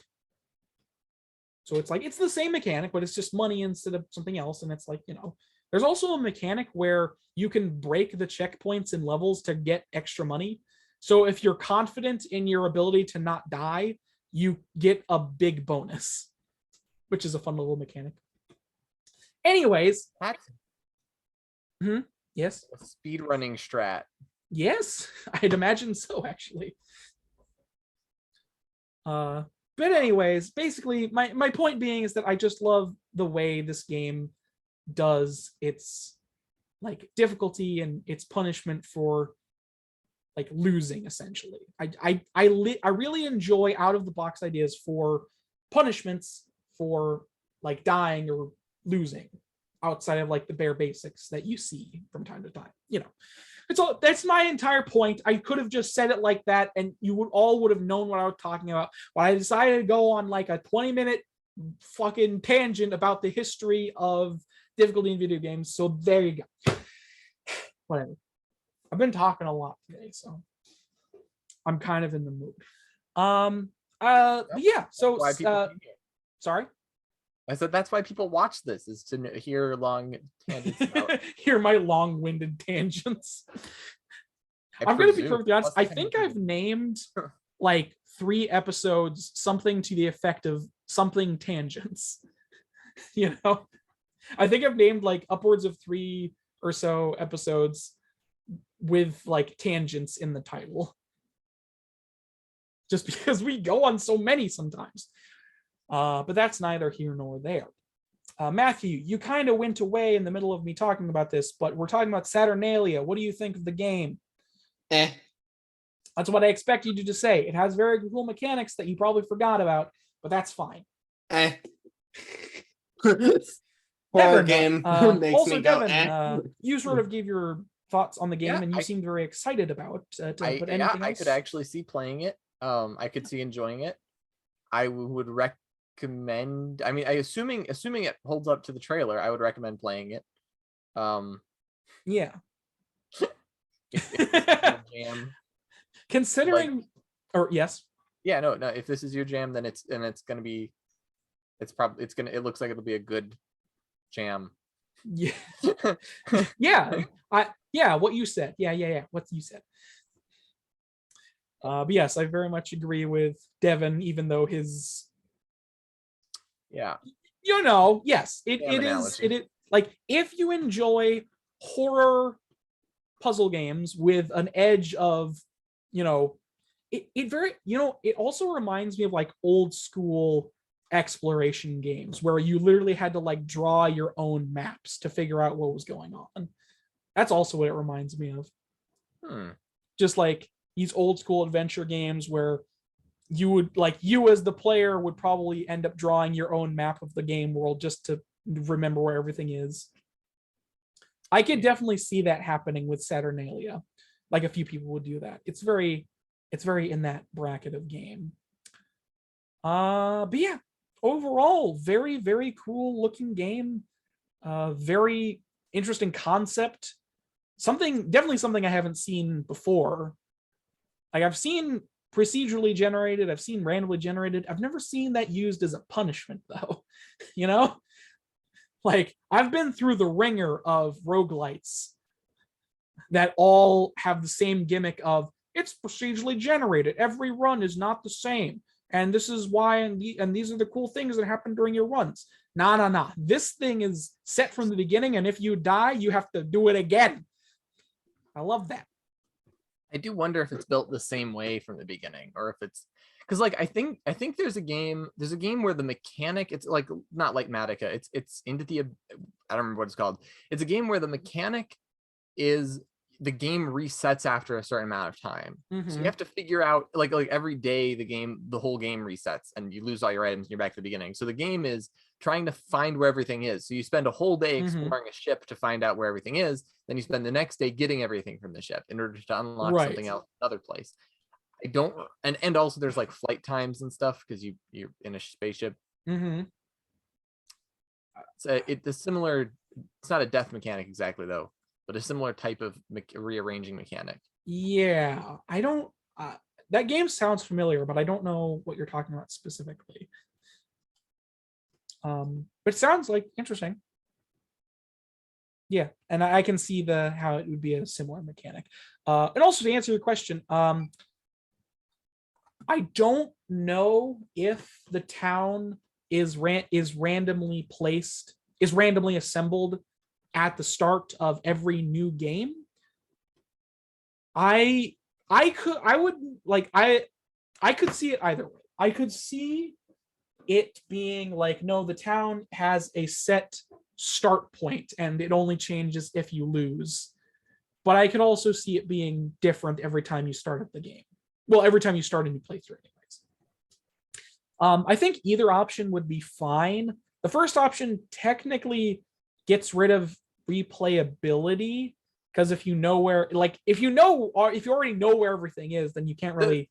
I will say the one thing like that immediately sprang to mind when I was thinking of this though, is it feels like if it just rearranges stuff, I feel like if there's the tour system, you could literally just like walk up to the tour person and be like, hey, show me to where every single thing is one at a time really slowly, and just like, and that be the proper way to solve the death problem. That does sound really boring though. I mean, like, I don't think so. Because it's like,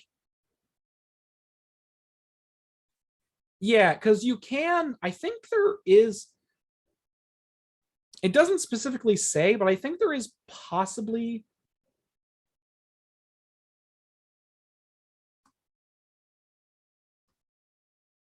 yes. Yeah, I think that's possibly, well, here's my thing. I think the system where you tell somebody to take you to a location where it's like, I want to go to here, and he's like, I think that's this way, follow me.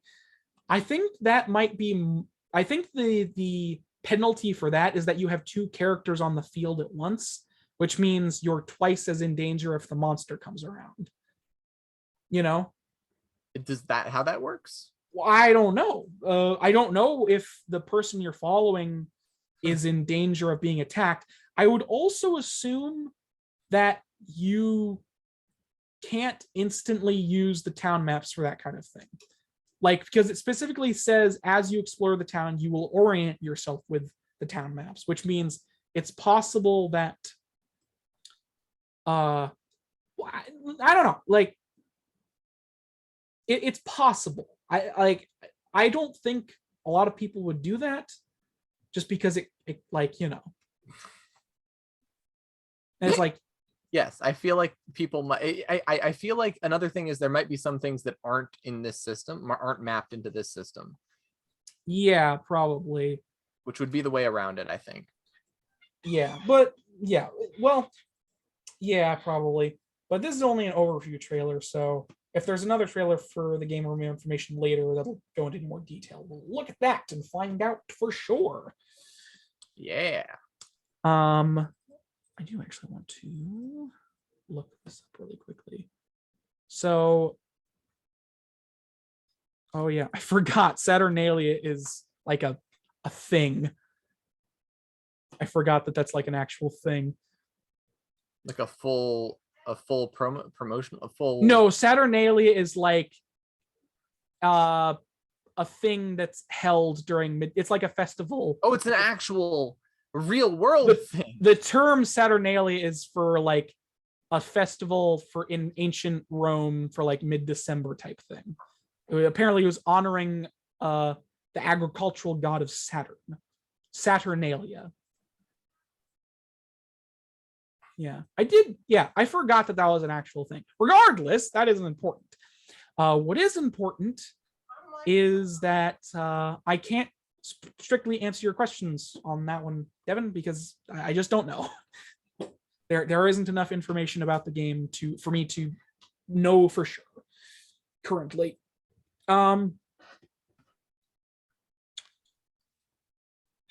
Yeah, Saturnalia, very, like I said before, Saturnalia, very, very cool looking game. Yeah. I really love, I've already said this, but I do genuinely love the low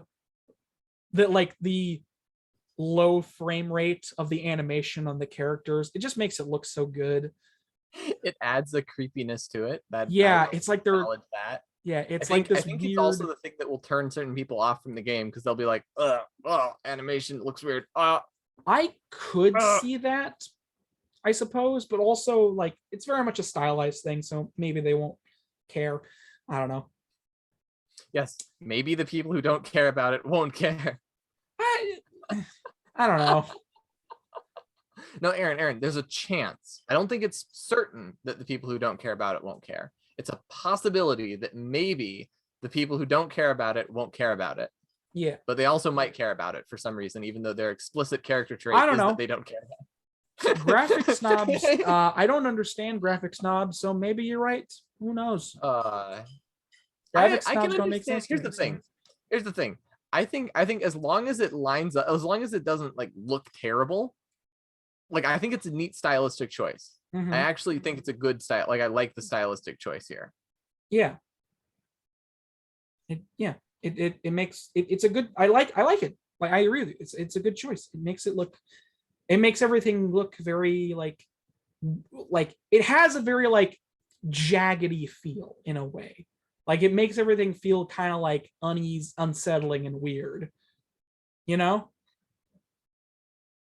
You can agree with that, I assume.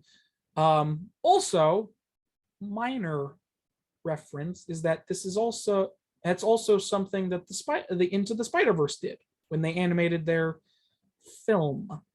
They animated their film on twos, I think. No, basically they had you've seen the fucking film. You know what I'm talking about.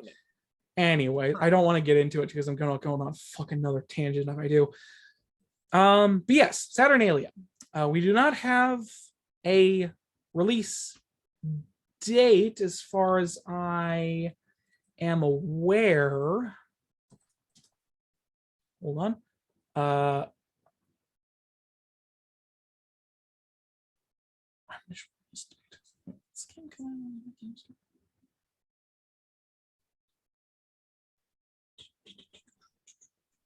Okay, yeah, so we do not have a specific release date for the game. It is going to be on the Epic Game Store sometime this year. So sometime within the next couple months, 2022, it will be coming out. We do not have an exact release date, so look forward to it. I don't know what else that is coming to besides the Epic Game Store. I But, will not look forward to it. Hmm? I will not look forward to it. Okay, good for you, man. But yes, it's coming to the Epic Game Store, which I know will turn some people off of this very good-looking game, but it is what it is. Epic has a ton of money that they throw at developers in order to get exclusivity for a couple of weeks before it goes to other places. So that's just what they do. I can't say Oh yeah, Stray's on Steam. what? Stray's on Steam. Stray? Yeah. Oh yeah, the cat game. Yeah, I'm not surprised that came to PC. I want to play it. Okay. Yeah, you remember Stray, Devin, the game we talked I about do. the last time, the cat game. I mean, come on, it's a cat. It's on PC now. Also, side note, there were people modding Stray to put their own cats in the game. Just as a side note, That's adorable. which I thought was And very it's only funny. $30. It's fun. And it's only for PC, for Windows.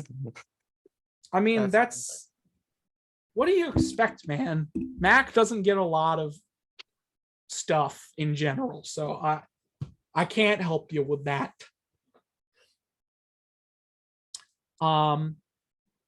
Yeah, so no initial release dates and no suspected release date outside of just sometime within the next couple of months, because we only have like what, 4 months left in the year, something like that.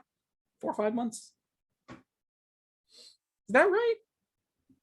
No, wait, August, September, October, November. we Yeah, have like 4 months. left, 4 months. That's kind of Unless- weird. unless you count the rest of August as a month. Well, okay, technically 5, I guess. I mean, it's only 2. It's only 3 more weeks, technically. Whatever. I'm getting off topic. Saturnalia, very good looking game. Look forward to it. And also, yes, it's coming out on the Epic Game Store. It'll probably be on Steam, and if it is successful enough, it might end up coming to Switch and or console. So there you go. Moving on to the next trailer. I'm going to assume this is the trailer you were talking about, Devin, which is Vikings on Trampolines. No, interesting. Really? Yeah. No, that one just looks like a fun mobile game. It is not That a looks so mobile dumb. game. I know It's it the looks like a funny mobile game. So Vikings or on as the trailer Trampolines. says, You might looks be like- wondering, why the fuck am I talking about this? Well, young God, fly. Well, young man, let me tell you, it is because it is by the makers of Owlboy, which, for those of you who don't know, was a indie game that was in development for like 12 years or something, which was Owlboy, which was super popular on its release, which was a pixelated, Owlboy was a pixelated platform adventure game where you played as an owl boy, a boy who was also half owl, who you could fly around on wings and stuff. It was like an adventure platformer puzzly thing. It was very popular when it came out. It's basically Minecraft. Basically Minecraft. It was very popular when it came out, and it was in development for like a very long time. I want to say over 10 years, because I'm pretty sure it was above that. Like it was a very It was basically long... Minecraft. Minecraft's been in development for 19 years. They're still updating it. Owlboy had a release and it was not updated. I mean, it probably was updated, but that isn't the point. No new content was added during the update. Regardless, that isn't the point. The only reason I bring up Owlboy is just because this game, even though it's really stupid, does have some prestige behind it. So Vikings on Trampolines is a fun little, very nice looking pixelated battle game where you play as 4 little dumb looking Vikings, bounce on trampolines and fights to the winner, possibly death, I don't know, on a bunch of interesting stages. On top of that, there is some kind of weird co-op adventure for you to play through. Don't know what that's about. There's some kind of story mode in this dumb game that you can play through.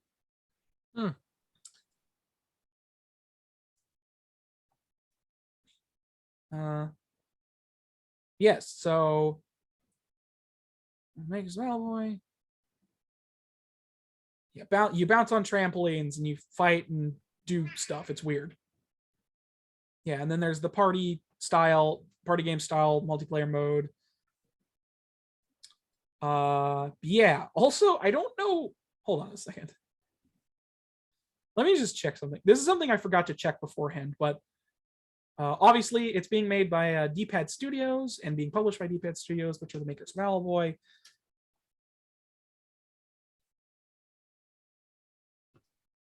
There's just one thing I want to check. Sorry.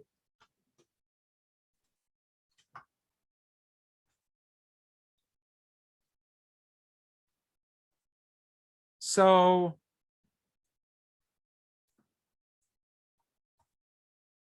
okay, never mind. I don't know what it is. So there's some kind of joke in the trailer where it claims it's game of the year. So there's like a bit in the trailer where it says game of the year 10 years ago. I don't know what they're referencing specifically. Maybe if I was more referencing. I don't know what they're referencing. I'm sorry. So they're referencing that this game would be a game of the year if it were 10 years ago. I think that honestly makes sense. I assume they were referencing something internally that, like, if you had played Owlboy or were up to date on what they were doing, would make more sense. That actually does make sense because I kind of agree with that statement. This definitely would be a game of the year 10 years ago because of the gaming market back then. These types of games were very popular. Yeah. In fact, now that I think about it, I haven't really seen a game in this style in a while. It's kind of refreshing. Also, side note, when I first watched this trailer, it made me have a feeling that I couldn't describe. I don't know if that's a good or bad thing, but it made me feel indescribable. So there's that. This trailer for this game made me feel indescribable, and I don't know if that's a good or a bad thing. Take that as you will, I suppose. But yeah, Vikings on Trampolines. Very stupid, fun little weird game. Anything to mention about it to either of you? It looked really dumb. You are correct, and that's what's charming about it. Is it? Yes. I mean, okay. It also looks fucking fantastic. Like, at least being it looks nice, yeah. It looks great. It's very high quality pixel art.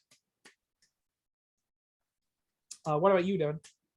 I know you gave me a head nod, but yeah, no, it looks like a mobile game. All right then. So yes, it looks Vikings. like Smash Bros. I'm sure people who enjoy playing Smash Bros would enjoy playing it. Probably. I don't doubt that, honestly. Yes. I didn't have a lot of thoughts on it though, because I was just looking at it, I was like, this is inoffensive, absolutely gorgeous. I don't know. All right. Inoffensive is probably the wrong word, but like adorable. But not that. I don't know. That's fair. That's fair. I didn't get enough sense from like just the trailer to know what it would be like playing the game, other than it might be a chaotic mess as you're walking around. That I will agree with that. That is a fair assessment. It isn't a super long trailer. It is only a reveal trailer though, so you know. However, it is what it is. I have a sense that I will have a lot to say about the next. That honestly surprises me a lot. I'm very interested in what you have to say because. I have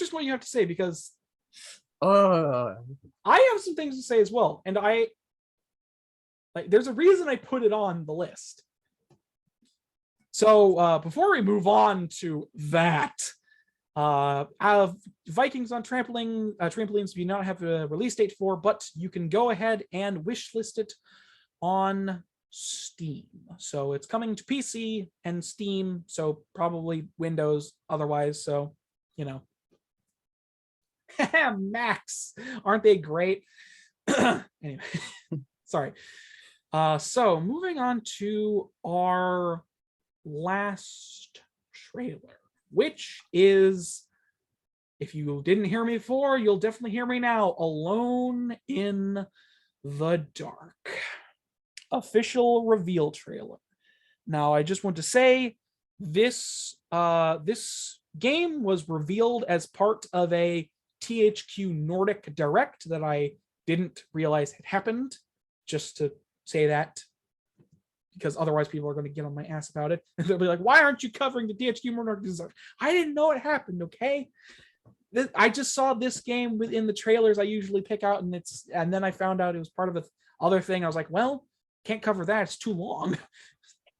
So there's that, just as a sidebar going into this. So, Alone in the Dark. This It's bad. uh It is a bad trailer. I will It does not make me want to play the game. For It makes me want to rewrite the trailer. for once in this podcast history, I will reserve my talking points until after you go, because I am genuinely curious what you disliked about it, because Okay. I'm very, very curious, because I did not okay. expect either of you to have much of an opinion on this thing. So first of all, it opens in this kind of cool way. It's got a really neat introduction where like it's actually got a neat introduction, which is one of the best ways to make a horrible thing, is to make it look good until it's terrible. So you've got this great why am I echoing? Oh, Are you echoing? Okay. So you've got this You're great not echoing. yeah, you got this great opening 30 seconds of the trailer. And it's a little creepy and a little unnerving. And you're like, all right, this sets the tone, right? It sets the tone that this is going to be a creepy, unnerving thing. She's like insane or something because she's doing something crazy. And then we start getting these cuts to different people being like, this is a scary town we live in, and it's scary. And then like she's like a guy like, child, maybe you need help or something. And then the trailer goes full-blown comedy, and we get this guy who's in a wrapped up in a bag or something, sitting on an altar or something, and he goes like this. Yeah, you can't help but laugh because it looks ridiculous, and you're like, it's like blah, blah, blah, blah. It's like creepy tone, and then this child may be insane. Blah, blah, blah, blah, blah, blah. This child may be going crazy. Blah, blah, blah, blah, blah. all right. You can't tell me that's not comedy though. It's hilarious. I mean, it is kind of funny. To be fair, I didn't have much of a reaction to it just because it's such a fucking horror trope at this point. Okay, well that's the problem. Is it's not. I mean, it is trope. It is a trope, but it's like not, person in body bag comes back to life. You know, like that is a horror trope. There's a very common horror trope at this point. It was So that's the first sign you get that maybe they don't have an exact tone that they're sure they should be going for. Or because the thing is, you could have done it where it's like a still body bag, and then we pause for a second, and then there's like boom, a twitch of movement or something, or we see like the guy being put in the bag or something. We see it or something, and we have a sense of like, this shouldn't be happening, and this is creepy. And instead, we just instantly move to strange movement of a bag. Yeah, and then immediately, because the trailer is like, I guess to be fair, the trailer is like a minute long, but like immediately we just start getting horror monsters, and the music starts literally just screaming, and then we get some fighting. Why is the fighting in this trailer? Why like, the gun and melee fighting? Yeah. So, and then the worst part is the gun and melee fighting with eldritch horrors. This trailer is the compilation of everything that's wrong with some people's perception of horror. It's like, eldritch horror squid monster is scary because it's a squid monster. Thus, that is why it's scary. Thus, freaking like just put a squid monster in. They'll be scared by squid. People don't like squid monsters. They think they're scared. It's a squid monster. I see someone killing it. I instantly am not scared of squid monster because it dies. Show me the squid monster not dying. You probably wouldn't be terrified by any survival horror game, because every survival horror game that gives you a weapon to kill your enemies is like, is not even a horror. It's just action. And like, if you're gonna do something like that with Doom, like Doom did that, the monsters were scary because there were an endless number of them in hell, and like it was creepy, and like that was actually cool. Well, like, yeah, but also Doom Guy is like the definition of walking, talking death machine. Yes, his name is Doom Guy, for God's sake. It gave me a sudden inspiration. It made me realize Doom Guy never really fights creepy children, because that would be a weird clash of tone, right? Also, that's kind of against his character. His whole point is that he's just like, I'm gonna fucking kill these demons that are infiltrating this world. And he doesn't kill like creepy ghost children or whatever, or creepy insane children, or help creepy. These are completely different tones. One is psychological, the other is like visceral. They go completely opposite directions. Okay, completely opposite. Yeah. And yet we get both of them in the same trailer simultaneously with screamy background music. And then the name of the trailer is like, the game is called Alone in the Dark, iconic horror trope name. Wow, this is just like horror the game. Well, and it made me think, what if you literally had a game that was just called, like, it's not called Scary Game, because that gives you completely different connotations, but it was called like Scary Movie the Game. What if it was called Over the Top Horror? There's already a movie called Scary Movie. It's a franchise. Scary Game is not out of the realm of possibility. Just saying. So it gave me the realization you could do something called scary, like over the top horror. And then what is actually viscerally terrifying? Or at least disgusting. Or like what is horror? Horror is a combination of disgusting things and jump scares and such. And then also the meaning behind it, and essential is the meaning behind it. Like if your cat is being creepy, it's still just a freaking cat, but it's creepy, and it's just as terrifying as like a super scary thing in the right context. A lot of horror tries to make you unsettled. Yes. And then allows your mind to fill in some of the blanks before they do something to you. And very importantly, it also needs to get you into the world. So like you need to be into it. You need to be like, I'm on board with this. I like this. I enjoy this. And then you have to be hit by the horror. I think, at least. Yeah, that's fair. Because if you're not immersed in it, then you're just like, it's just like, oh, yay. I'm not immersed. I like that. I do agree with your points. And like, the thing is, like, and I'm not immersed. This is the terrible thing. I was immersed. I was like, okay, creepy child.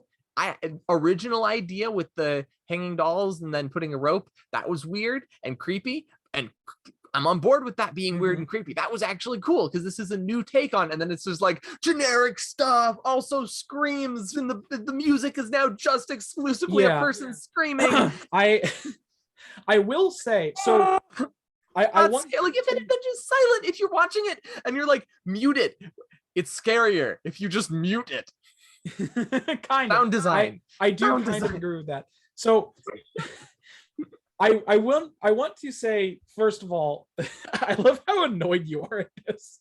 It's very I'm annoyed because it got me. It was like it's like all the remakes with these movies where they're like, gotcha audience, you thought it was gonna be good, but it wasn't. It's like, why did you freaking make the decision to not make it good to surprise us?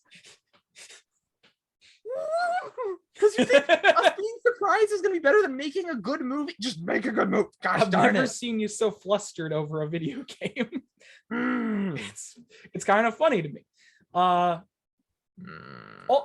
However, so I do agree with you, and I want to start off with saying I was railing at Matthew about this before the podcast. I want to start off by saying everything you said I do agree with, but none of it really registered on my radar. Mostly because I've seen it so many times. The reason it doesn't bother me and didn't register is because I've watched so many trailers and am so in the minutia of video games that it's like, yeah, that's just how trailers are made now. That's just how trailers are made. I've seen. Here's the thing. I've seen it before. I've seen horror trailers that weren't very good before, but I've never seen them to this level where like literally it's not like bad music. It's like just don't have the music and it's better. Mm-hmm.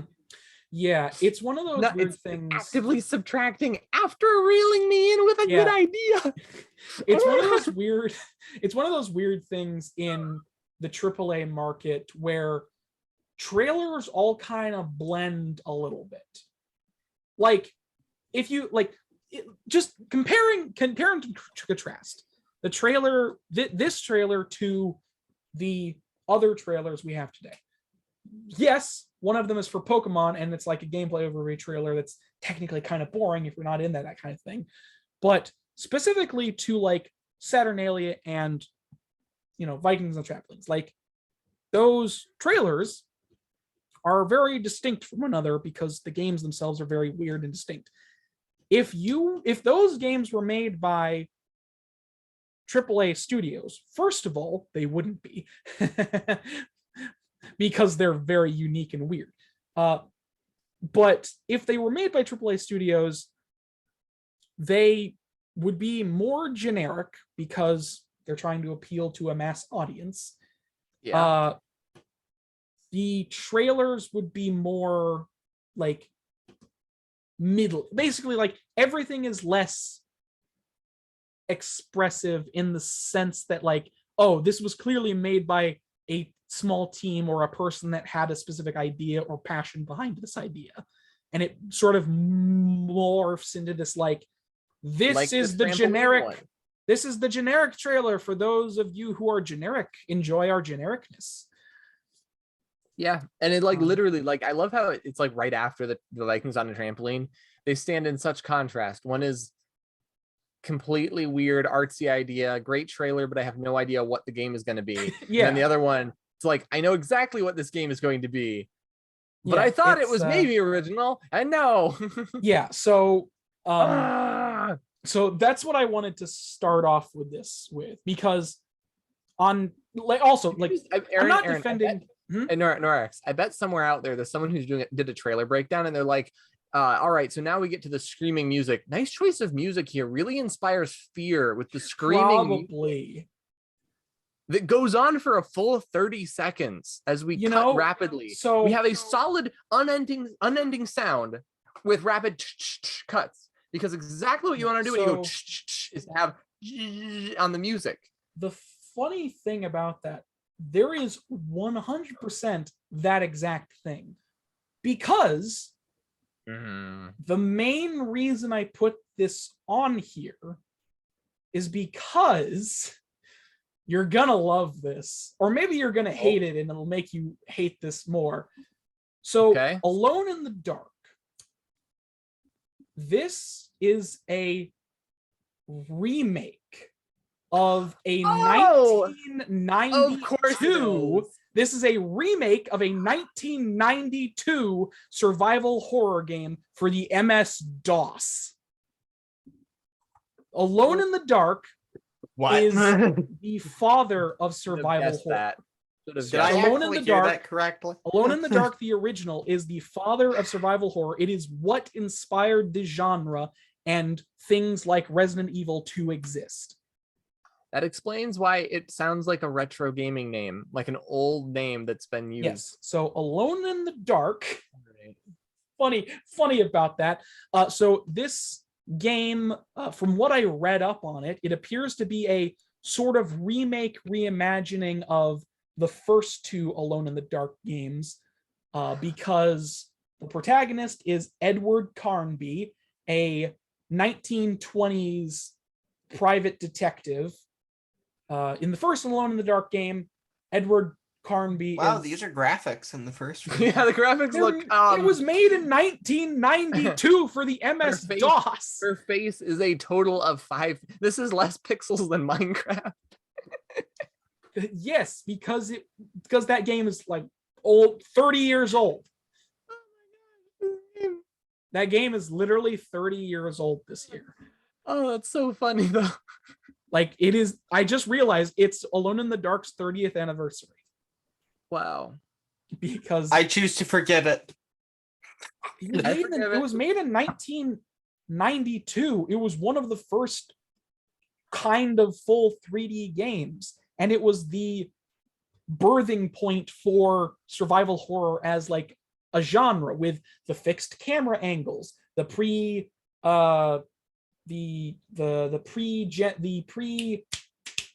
some what is it called, pre-rendered backgrounds for other stuff like collecting items, exploring a house. Like the first Resident Evil game is kind of like another take on the first Alone in the Dark game, because the first Alone in the Dark, the whole story premise is that, before I move on, the whole story premise is Edward Carnby, a private detective, is commissioned to investigate some weird happenings in a mansion. Basically, the owner of the mansion committed suicide, and there's some kind of demonic force happening in the mansion. He was commissioned there to investigate. And that's the story. The whole game is you exploring the mansion, solving puzzles, and escaping some monsters. It's very basic and of its time. It also has some instant death traps occasionally, which is interesting because that is very of its time. Hey, we looped back around to my stupid tangent about difficulty. You have so many lives, and you die when you die. No, you don't have lives. You just have a save system. So if you don't save often enough, you'll just start from the beginning. Oh, okay. Yes. Ow. So the reason I say that this Alone in the Dark is sort of, I believe, a remake, reimagining of the first two Alone in the Dark games is because characters that appear in the second Alone in the Dark appear in this remake. Like the niece of the guy who committed suicide is a creepy child. I don't know the story of the second game, so I don't know. But the niece of the guy who committed suicide is a character in the second game story. Is that Edward Carnby is investigating some weird happenings with like a gang in somewhere called the Hell's Kitchen. Just apparently Alone in the Dark is also a movie that got a sequel. Yeah, there's a couple Alone in the Dark movies. So Alone in the Dark. So I just want to explain. Alone in the Dark had 3, what I would presume, popular good games, and then after that, all of them were bad. Oh, they have a bunch of them? There were 3 original Alone in the Dark games for like the MS-DOS, the original thing that all released in like, the 90s. Okay. Then after that, the license got moved over to other companies, and you got let me just. What? How many Alone in the Darks are there? What the heck? Alone in the Dark. Hold on. I guess if it's a 30-year-old game that was moderately successful.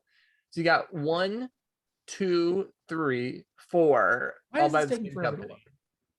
But there's 1.5, 2, 3, and then there's a 2001, 2008, 2015, and then the to be announced one, which Wikipedia doesn't have their trailer yet. That's weird. Well, it did just come out. So yes, so Alone in the Dark: A New Nightmare, which came out in 2001 after the 3 original games. It was made by a different studio. It was made for the PlayStation, Dreamcast. It also, it's also an instance of games of video game incest, I'll call it, because Alone in the Dark inspired games like Resident Evil. And then later on in the Alone in the Dark series, Alone in the Dark tried to ape ideas from Resident Evil. So Funny. So yes, so Alone in the Dark and the New Nightmare, Okay. as far as I'm aware, yeah, semi-poorly received, kind of its own thing. And then Alone in the Dark 2008 came out, which was a semi-new, this is a whole tangent that doesn't need to exist, but Alone in the Dark 2008 is a fucking monster of a game that completely alters the lore of the series and completely changes the character designs for a lot of people and has some of the cheesiest, dumbest voice acting weirdness in it and terrible mechanics, and it's a bad game. Illumination is also bad, but for different reasons. And then the current one, which is a reimagining. So, remake of the first one or remake of the first and second? Wait, what? I think I haven't. So according to some stuff I dug up, it does say remake of the first one, the first Alone in the Dark, but it is clearly taking elements from the second one a lot as well, like some of the characters and other stuff. So it's at the very least incorporating aspects of the second game. Okay, I gotta use the restroom real quick, by the way. All right, then we will, and we are back. Hey. There goes the voice. I'm going to assume that now it started recording. I don't know. Everything's slightly slow today. Not sure why that's happening. Anyways, so yes, Alone in the Dark. So like I said, this does appear to be a remake of the first game that is taking elements from the second. So yes, so this game does technically have some pedigree behind it. However, I do wholeheartedly agree with everything you have said thus far. And I do, like now that you know some of the history behind it, I highly doubt it's changed your opinion, at least on the trailer. Would you say? Yeah, no, actually it changed my opinion slightly and it made it worse.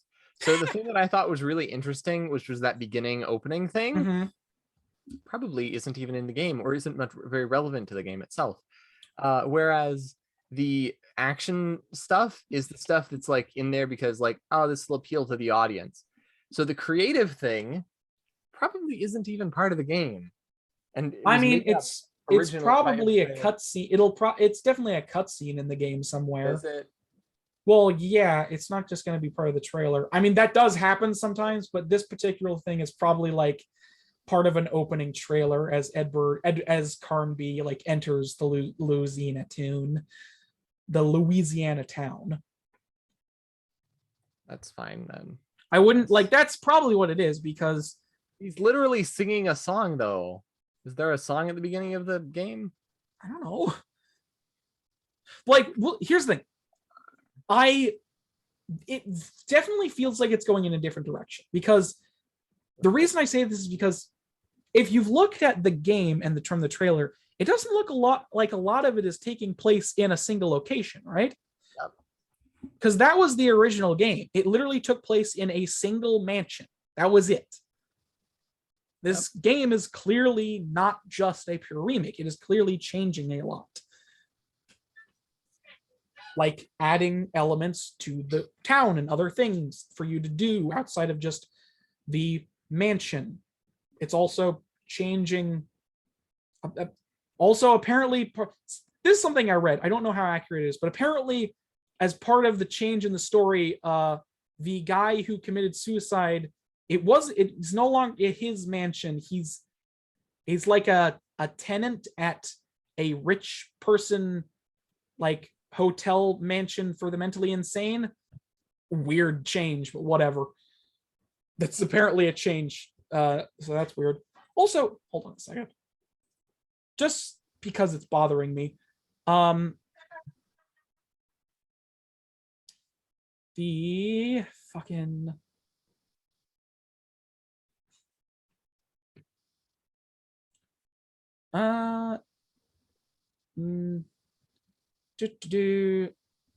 Let's see. Sorry. Loft mentioned Cardo. Yeah, Jeremy Hartwood is the guy who commits suicide. Jeremy Harper.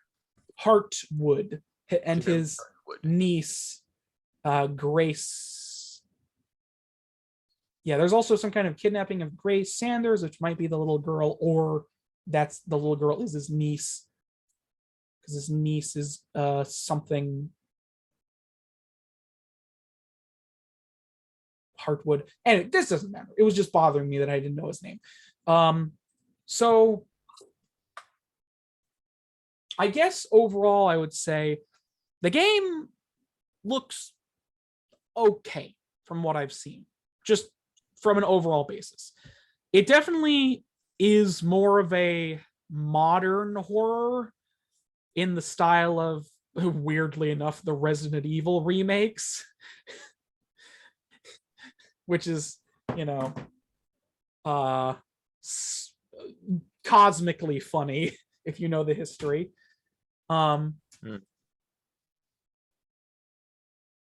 So there's that. I am like, so as a survival horror game, it's going to be about, you're going to go about the locations you're going about, solving puzzles, shooting down monsters, probably trying to conserve ammo. Like, here's the thing. Part of the reason survival horror worked before the inception of action horror, which was essentially like Resident Evil 4 and beyond, was the inception of action horror. Survival horror was literally survival horror. Like, you really had to conserve your ammo because you got so little of it.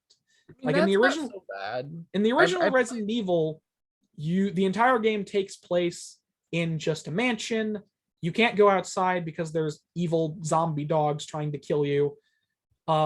The zombies themselves are actually very frightening, and it has a very, very famous intro to how the zombies are introduced.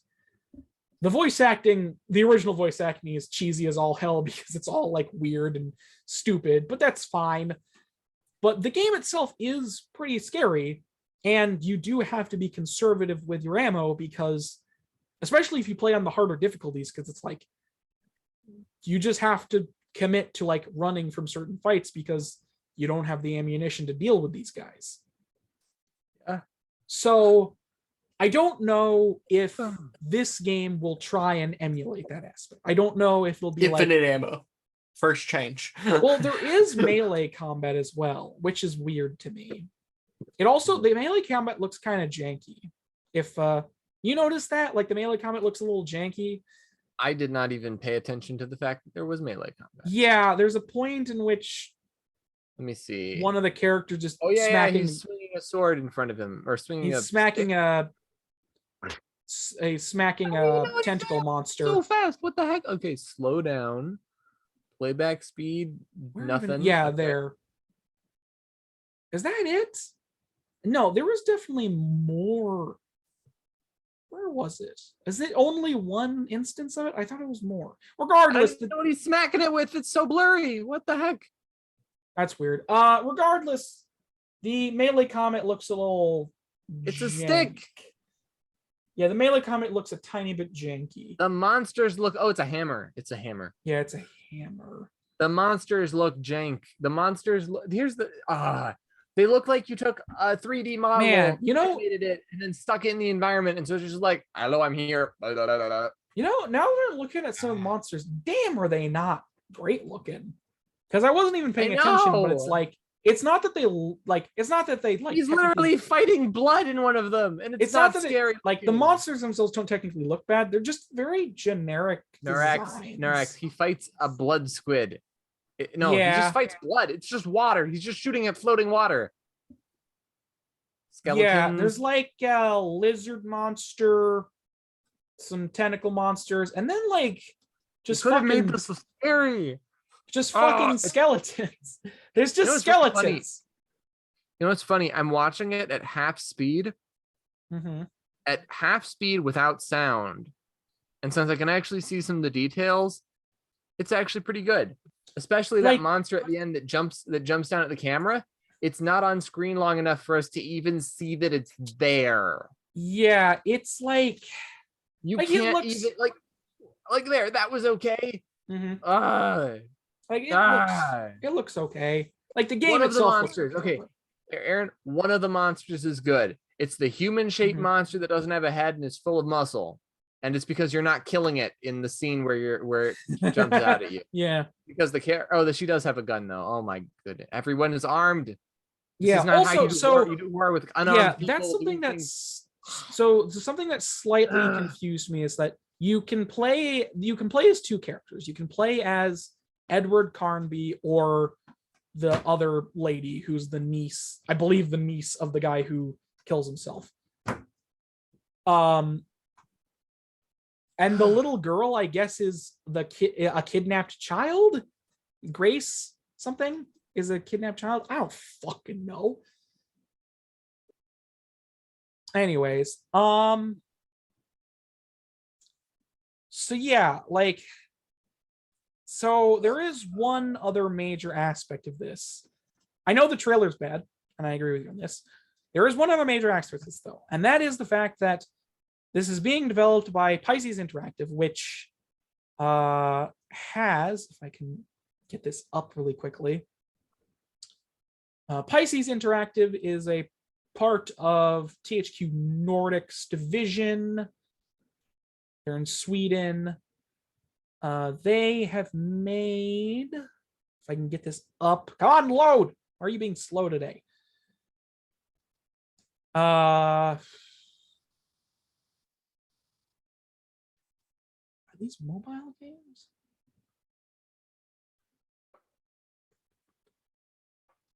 Okay, they don't have a ton under their belts. The main thing that I recognize is Magica 2 of all things, which was a top-down wizard them up, which is not an exaggeration.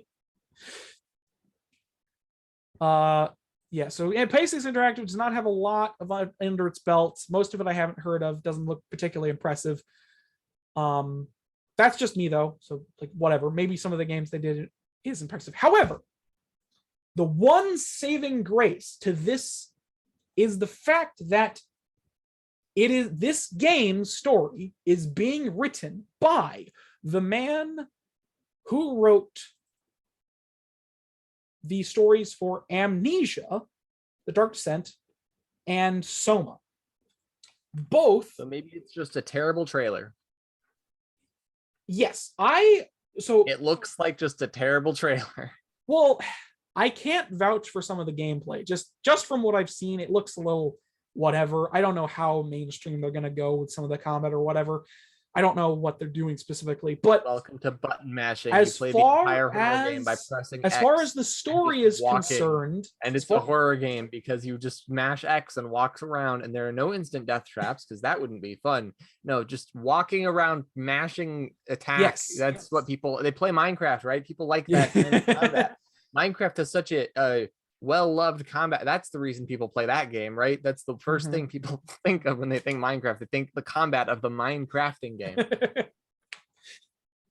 Yes, exactly. So as far as the story is concerned, I do have somewhat high hopes, just because I know neither of you, as far as I'm aware, have really looked at the stories or whatever of Amnesia, but Amnesia: The Dark Descent, very highly acclaimed survival horror game. You could not attack the monsters in that game, by the way. You just had to run away. Very highly acclaimed survival horror game from several years ago. It's from its developer. Its story is fairly decent and has a lot of weird depth to it, from what I remember. And then Soma, which is also a horror game, but it's more... Soma is weird. Soma is basically terrifying from an existential standpoint. It's not really scary in the standard way. It's more like makes you question existence, and that's what makes it scary. It's like, oh man, what is happening? But Soma's story was very good. It did have one weird side tangent, but that was whatever. Its Soma story is very good from what I remember. And it's like it was very good at making you feel terrified in terms of its writing and what you were doing in the game. So yeah, as far as the story goes for this thing, I am somewhat I have somewhat high hopes for it. I probably will not be playing it when it comes out because it's probably going to be coming out for the PS5 and PC and whatever. However, I will be watching YouTube videos of it when it comes out because I can absolutely fucking guarantee every YouTuber under the sun is going to play this thing because it's a horror game and everybody loves those. And they all go, Yeah. I don't know if you have the same circle, but you ever notice how when a new like horror game that gains traction comes out, everybody just covers it because it's like, ooh, content. no. Yeah. Well, that's what happens. It's not a bad thing. It's just like, it's funny to see just like fucking 10 different people all decide to play the same game at the same time and be like, yes, we are doing this because horror, shooty, psychological events, haha, all the things in horror. Yes. So can I share with you the thing that I wrote I could up? also totally see MatPat making a theory about this game. Let's be perfectly honest here. It is completely up his alley, and that is not something to be ashamed If of. it's popular, yeah. Yes. Anyways, yes. It's popular, it's inevitable. And he'll make theories about anything that's popular. That's kind of true. You know how many FNAF theories he made that I didn't watch? Yeah, I watched most of them. That's mostly because I was following him since the beginning, so it wasn't like a slog thing. I just watched a new one when they came out. Okay. So, you know. So I had an idea called Off. OTTH. Off.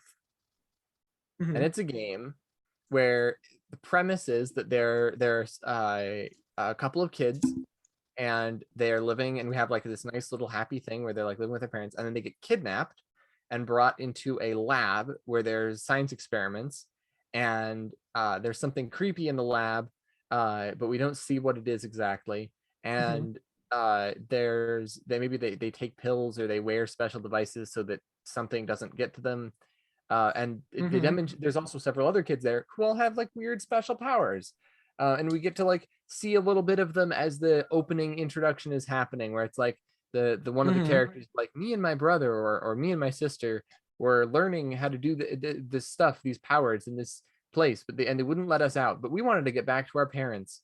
And so you know what they did? One day a burglar broke into one of the windows and the kids stacked up a bunch of stuff and started climbing out. And the girl has the power to move things with her mind and also like clairvoyance, so she can like see things that are far away. Okay. And the boy, and we see this throughout the opening introduction stuff, cutscene or whatever, and the boy has enhanced reflexes to the point where he can make it so that things slow down, so he could theoretically dodge bullets and that kind of thing. Okay. Catch arrows, whatever. He can't move super fast, but he has such good reflexes that he can just simply dodge. All right. If he dodges too much, he could injure himself. And so the kids escape, and as they're escaping, the burglar walks into the room with the whatever creepy thing it is with a crowbar in his hand, and the girl reaches out her sight to see what's happening, and she sees the burglar smash the crowbar against a glass wall, and Uzi's tentacle snake monster thing starts sliding out of it. And we're like, oh no, this is bad. And so the kids run away, and then we cut, and it's like it like goes dark, and it's like 20 years later, and the two kids are part of the last group of people to be alive on Earth, along with the president and a bunch of soldiers and people in a camp. And they've found a genius who has built a time machine.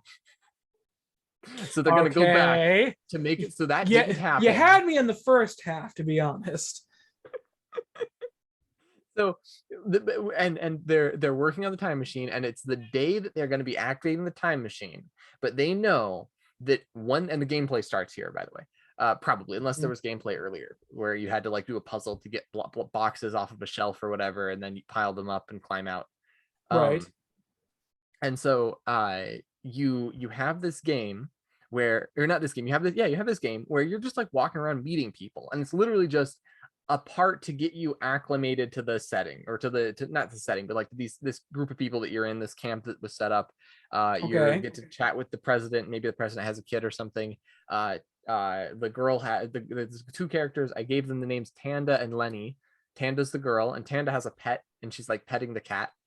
And we know that she is getting ready to set up a magical circle or something to amplify her powers. So she'll be able to see further, to see where whatever the monsters are coming when they activate the time machine. Okay. Because they know that it's going to be detected because they're using magic to do the time machine. Okay. And they get ready, and they activate it. And they're waiting. And Tanda's cat gets really spooked when they activate it. And then the cat comes back, and it's acting a little bit weird, and it's walking straight towards Tanda. And so the opportunity is you're playing as the other guy, because Tanda's in the circle doing nothing. She's just like sitting there using clairvoyance to make it so everything's detectable. And you have to go kill the cat before it attacks her. Okay. And if you don't kill her cat, which she is upset about, then the cat will attack her and break the circle and whatever, and she won't be able to help during the fight when the monsters arrive. Okay. But if you do kill the cat, she'll be upset at you. And also you kill a cat, which is sad. Is there a reason you can't just not kill the cat, but take it out of the situation? You could probably tie the cat up or something and like put it in a box. All right. That's also, I guess, an opportunity. If there was like, there could maybe be the possibility of like taking an animal cage, taking its cage and like trapping it in it, if you know that this is about to happen. If you've picked up that item. Giving the player more opportunities is funnier, because if they just take the first opportunity, then they look like dumbasses. Well, no. Because the trick is, when it happens the first time, you're going to be forced into a situation where if you haven't prepared for it, you are either going to have to attack the cat, or Panda's going to get injured and you're not going to be able to have her support during the fight.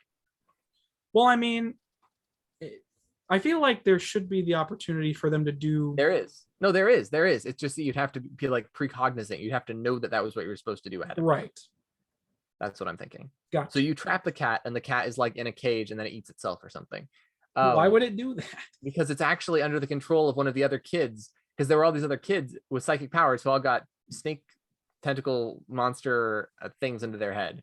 Infinity Cthulhu tentacles or whatever they are. Tendrils. I don't know what we're going to call them. And so the monsters are showing up, the kids are on their way too, and the time machine is ready. The horror monsters start appearing and showing up and attacking, and Lenny has to fight them along with some of the soldiers, and there's basically a battle scene. And if you have Tanda's support, you can see through walls to see the monsters. And after the fight, there's a single monster left. It'll always be the last monster that is alive, no matter how you or what order you kill them in. It'll always be the last one. Okay. And you will while you're fighting it, you suddenly realize that it has your mother's face, the mother's face of this character from 20 years ago, which he still remembers somehow. And he can't bring himself to attack it, and then it hits him, and he gets smashed. He gets like injured, and then the soldiers kill it, and they get dragged into the time machine. And the plan was that Lenny was going to break into the facility, but he's now super injured. So you could swap into him, and he could be super injured and try to go in against these enemies, but he would hurt himself and probably die trying to fight them. Or he can be in the medical camp healing. And so from this point, you're back in the past before the machine event is about to happen, and probably before the burglary is going to happen is the time that you go back to. And you get to play as the genius kid and the girl who can make things float and some soldiers in order to try to break in to stop the monsters from going everywhere. But no matter what you do, some of them are going to go everywhere because one of the soldiers will be mind controlled, or the genius kid will be mind controlled. Right. Or someone will be mind controlled somewhere, somehow, and it will cause a break to happen. And then there are a bunch of these kids with superpowers and a monster tentacle in their head all over the world. And Genius Girl is able to make a way to track them. And then ideally the story from there is you go around from city to city hunting down these kids with superpowers and killing them. All right. Which is horror, right? It's a little all over the place, but I kind of see it. It's horror. Or you get killed by children. I mean, I get, like, yes, it is. It's a horrible situation. Also, the thing and the stuff with the past, I don't think the game should start there. Oh. Or if it does, maybe just like as like a dream sequence of like, oh, I had that dream again of being stuck in that horrible place, and you do a puzzle to get acclimated. It's like a tutorial dream sequence where you don't actually see why anything is like this, because it's kind of a weird reason. You don't get to see the burglar. It's kind of a weird reason for the world to be like this. However, I would recommend that the past stuff not be where the game starts, or at least the beginning is like a dream sequence, and then it cuts to like, oh, I had a bad dream again, and it's like, okay, what's up with that? And you give the player a taste. You give the player a taste of something, and then they spend the rest of their lives making theories about what happened. That is actually a good idea. No, you give the player a taste. No, of I like it. What's up with this? What's up with this past? Why is she having this nightmare? Why does she have powers? What is going on? Why are these monsters? What's going on? And then the mother thing is also kind of a thing, because it's like, yeah, like from a player's perspective, the mother reveal isn't going to hit very hard, just because they don't know who the mother was, so they don't have. Well, that was the point in the opening cut, is that the opening is that it's like a nice, beautiful world. You didn't mention them knowing their parents beforehand, though. No, they grew up with their parents. Remember, they're like happy kids, and they were a little old. They were older than the other kids who had all been raised there since babies. Right. But kids are like 8 years old or something when they get kidnapped. So they're actually like, they actually have like bonded memories with their family, and they want to escape. Yeah. Okay. So that still. That still kind of works. Yeah. The thing is, the thing is, each of the kids could have some kind of thing that they had a power with, and so you go in to fight them, and their brains have literally been like fully replaced. So like you could literally like try a medical procedure route, and then all of the medics get taken out by the child, or they're just unable to do it because the brain is replaced by this elder monster head. So the kid is now an elder monster that thinks it's a kid. Or something like that. I don't know if that makes a lot of sense. Yeah, I get you. So this is the game idea you had that you mentioned earlier in the episode. Not bad, by the by, not bad. I will say though, it's not actually that scary. I guess it's really, I guess it is important that the information actually know everything. The thing is, it can still be horror, but I feel like given what you've presented, it kind of falls down into a more action-oriented thing. Yeah. Because it can be horror, and like I can definitely see how some of that would be definitely terrifying. Like, well, the trick is it would be horror in the sense that sometimes it's actually super terrifying, and then sometimes it's not all that terrifying. But the terrors are terrifying. Yeah. Because you have gotten to know the characters. Although the trick with time travel, I'm not sure if that's actually a good idea. Here's the thing. You start with the dream sequence. You do the puzzle to get acclimated to the girl and the guy's powers. So it's like just a run-of-the-mill test or whatever, and it like explains. It doesn't explain a lot, but it's like, okay, what's going on here? Then Aaron, I got a better idea. It actually could literally just be the kids. Like you start out as the kids, you're on the run, and you are just the two kids with their slight powers running through like wilderness for the You could do game that as well. and forget the time travel stuff, which I think is hammy. Well, the thing is like if you're gonna go with your current setup of time Oh my travel, gosh, no, that's terrifying though. I like that. You're just two kids running around being chased by monsters as the world slowly ends around you. That's also a pretty good idea. I think that's actually the scarier part. Kind of, yeah. It has sort of like inside and oh god, what was that game called? The black and white 2D platformer that was made by the same people who made Inside, but came before Inside. People, you know what I'm talking about. I can't remember what it's called though. Mario. No, I don't remember. Yeah, so it kind of has Inside vibes. If you've never played Inside, Inside is a I can't even like call it a platformer exactly. It's kind of like a 2D adventure game where you do like puzzles to go forward, but it's all in like a 2D plane, so you're constantly moving in a single direction. And inside it takes place in this weird like dystopian future, like Big Brother style world where like the people are being controlled by something, and it like escalates further and further as you like move further and further into like this weird complex, and then it ends really fucking weirdly. I won't spoil just in case you want to play it at some point in the future. It's really fucking weird though. It's a very weird ending. Puzzle box. Interesting. Is that who made it? No, it's just a puzzle box game. Okay. And it's apparently well done. Oh, there's a robot. Yeah, it's a very strange game. It's kind of artsy. Huh. You know, it's like a puzzle kind of platformer. Interesting. Anyways, it's pretty good. It's on Steam. It's probably on a bunch of consoles as well. I don't know specifically. But getting back to your game idea. So if you were going to, just because I want to get set, like if you're going to go with the time travel stuff, you kind of do either need it to start No, forget the time travel stuff. there, or for there to be a bad idea dream sequence beforehand to explain certain aspects. And then it's like, Aaron. Yeah. Okay, that's whatever. The game is so much, because the trick is it being like a survival horror where you need to like talk to people and stuff as the world is slowly ending. So you see a news broadcast or whatever.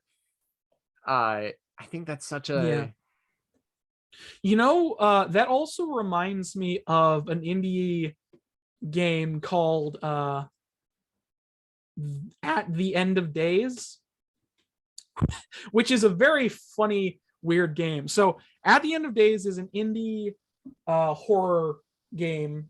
It's also a first-person shooter where you as the main character's main goal is to literally just go find your wife and daughter but as you're like, it's literally, it opens as like, the reason it's called At the End of Days is because the world is literally ending. It's like a giant comet or meteor is heading towards the earth and it's going to crash into and kill everything.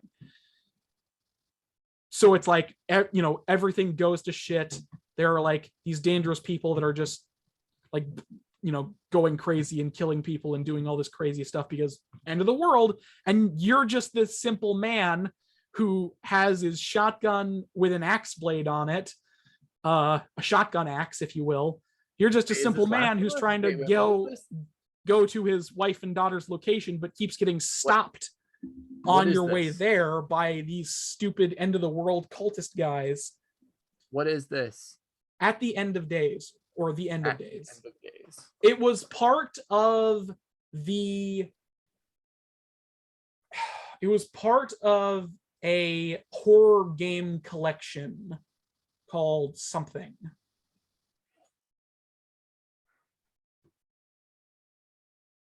It's kind of niche. I don't know if you, I'm not sure if you'll find it specifically. What is it called? Hold on a second. End of Days.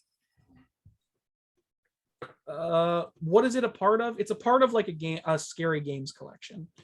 Is the game this goofy looking? What is it? No. Okay, good. Hold on a second.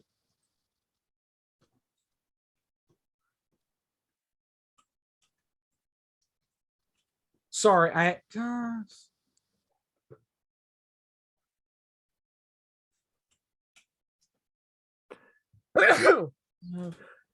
sorry, we're being quiet. I need to look this up. DreadX, that's what it's called. It's part of the DreadX collection, which was a compilation of scary indie games that got released. You can buy it on Steam. DreadX Collection and DreadX Collection 2. It's literally just a compilation of somewhat short, scary game experiences, which are all like indie titles, and they're all really weird. So that's what the End of Days is on. So the End of Days is a game that takes place at the end of the world, where a comet is flying towards the Earth and it's going to destroy and kill everybody. You are just a simple guy who's trying to get to his wife and daughter, and you go through the game with a shotgun that has an axe blade on it, killing end of the world cultist weirdos who like attack you and are like kidnapping people because they're just crazos. And then it turns out that the comet is alien in nature, because stuff starts peeling off from the comet and landing in the ground, and it's actually some kind of weird space alien thing, and these weird like wireframe alien monsters start appearing to attack you as well, and after you kill them they fucking blow up. So it's like aliens on top of that, and it's literally like the entire experience is you just going through these like semi-linear levels, and the horror is there, and but it's also like you have a shotgun. It's kind of awesome. And yeah, it's the End of Days. Sure, it's called End of Days and not Days Gone. It's called To the End of Days. Look up DreadX Collection To the End of Days. That will 100% To the End of Days. There we go. That will 100% find it. Anyways. Oh my. Yes. Wow. There's some people who played it on YouTube as well. That's how I know about it. It's pretty good for how simple it is. But yeah, To the End of Days. Okay. So it starts off with you killing cultist weirdos who are messing up the world, and then transitions into killing these weird wireframe aliens that are falling down from the comet. And the environment is also changing and morphing as you go, because pieces of the comet are like falling into the ground and converting the Earth into something else. So it's literally like the End of Days is coming, and this guy's and the main character's entire goal is just to go find his wife and daughter. It's literally it. It's very funny. Anyways, this isn't exactly off topic, but that's what your thing kind of reminded me of, except less action focused. I have just discovered that Cthulhu-chan exists. Why? Oh, it's just randomly in here. I'm looking up DreadX Collection. It's like one of the games. There's a Cthulhu-chan. One of the games in the DreadX Collection was the demo for Sucker for Love. You remember that? Yeah, I remember that. Sucker for Love, the eldritch horror dating sim where you date eldritch horrors with you date an anime waifu version of Cthulhu and the King in Yellow and Nitheltop. So yeah, that's a dumb game experience, but it's also kind of horrifying. It's kind of amazing though. Anyways, I was just remembering the final ending that a game, which is literally The ending of that game is you become the eldritch horror to them because of how in love you are with the eldritch horrors. It's really funny. It's like you love eldritch horrors so much that you become their eldritch horror because you're literally breaking like the biggest of taboos in the universe. It's amazing. Anyways, that doesn't matter. Continue with your pitch or otherwise, because you seem very interested in this. Or are you distracted now? No. Oh. I'm just having to rework this whole idea now that I'm realizing that time travel should not be in the game because that makes it way too not scary. There needs to be a solution to the thing at the end, but 2 kids alone walking through the wilderness is way scarier, especially since there's so much opportunity for just human villains or human monsters. Humans are the scariest monster. No, they are. They are the most dangerous game, though. You can agree with that. It's a book. Humans, the most dangerous game. Yeah, it's like yes, they're very dangerous to hunt. I agree. Yeah, the most dangerous game. It's whatever. I was making a joke. I get what you mean. So yes, if you're thinking about it from the idea of like archetypally in our stories, if you oppose humans, you get killed. Kinda, yeah. Yeah, I guess from that perspective, but like. Now I'm just thinking about Dark Conspiracy. Remember Dark Conspiracy? Dark Conspiracy. Yeah. I have it right over there. Yeah. There's a part in the player's hand, not the dungeon guide, the player's handbook. Should be it shouldn't even be anywhere because it's stupid. You shouldn't even have this written down. Someone wrote this down. Someone else said this is a good idea, and then they ran with it together. The idea is the horror monsters that are causing all this stuff to happen are called dark ones. Yeah. They freaking die if they take physical form because they make themselves completely powerless when they take physical form. They also can only take physical form willingly. I see. The only time you will ever see one of these things is if it has said, please kill me now. I see. It literally says that in the text. They aren't even like, these things don't take physical forms, or we don't know how, or maybe they say like, there's a way to maybe summon them and then they're vulnerable when they're summoned. No, it's like, they will only do it if they want to, and they also can die. Right. The only way to kill them is if they want to be killed. That is a terrible storytelling. It's literally like the only way, if you're playing by the rules and by the advice in the book, the only way, and it's in the player's handbook. Yeah. The only way for you to beat the bad guy is if the bad guy's motivation is, I would like to be killed. And if you can't beat him, what's the point in playing? So you have to have terrible writing. Yeah, that's kind of weird. It's the worst part about that game, other than the typos. No. It's the worst part about that game by a million miles. Yeah. To be fair, well, not to be fair, but I'm pretty sure Dark Conspiracy was written by like a couple of guys and probably 23 people. 23 people worked on that book. You can look in the credits. Oh, okay. I had to do that after I saw the number of spell check errors. I was like, who wrote this? Well, Hey, whatever. There's 3 editors. My book had 1 editor. Well, 2 editors, technically. And how long was your book compared to it? Probably that is fair. longer. It was significantly shorter.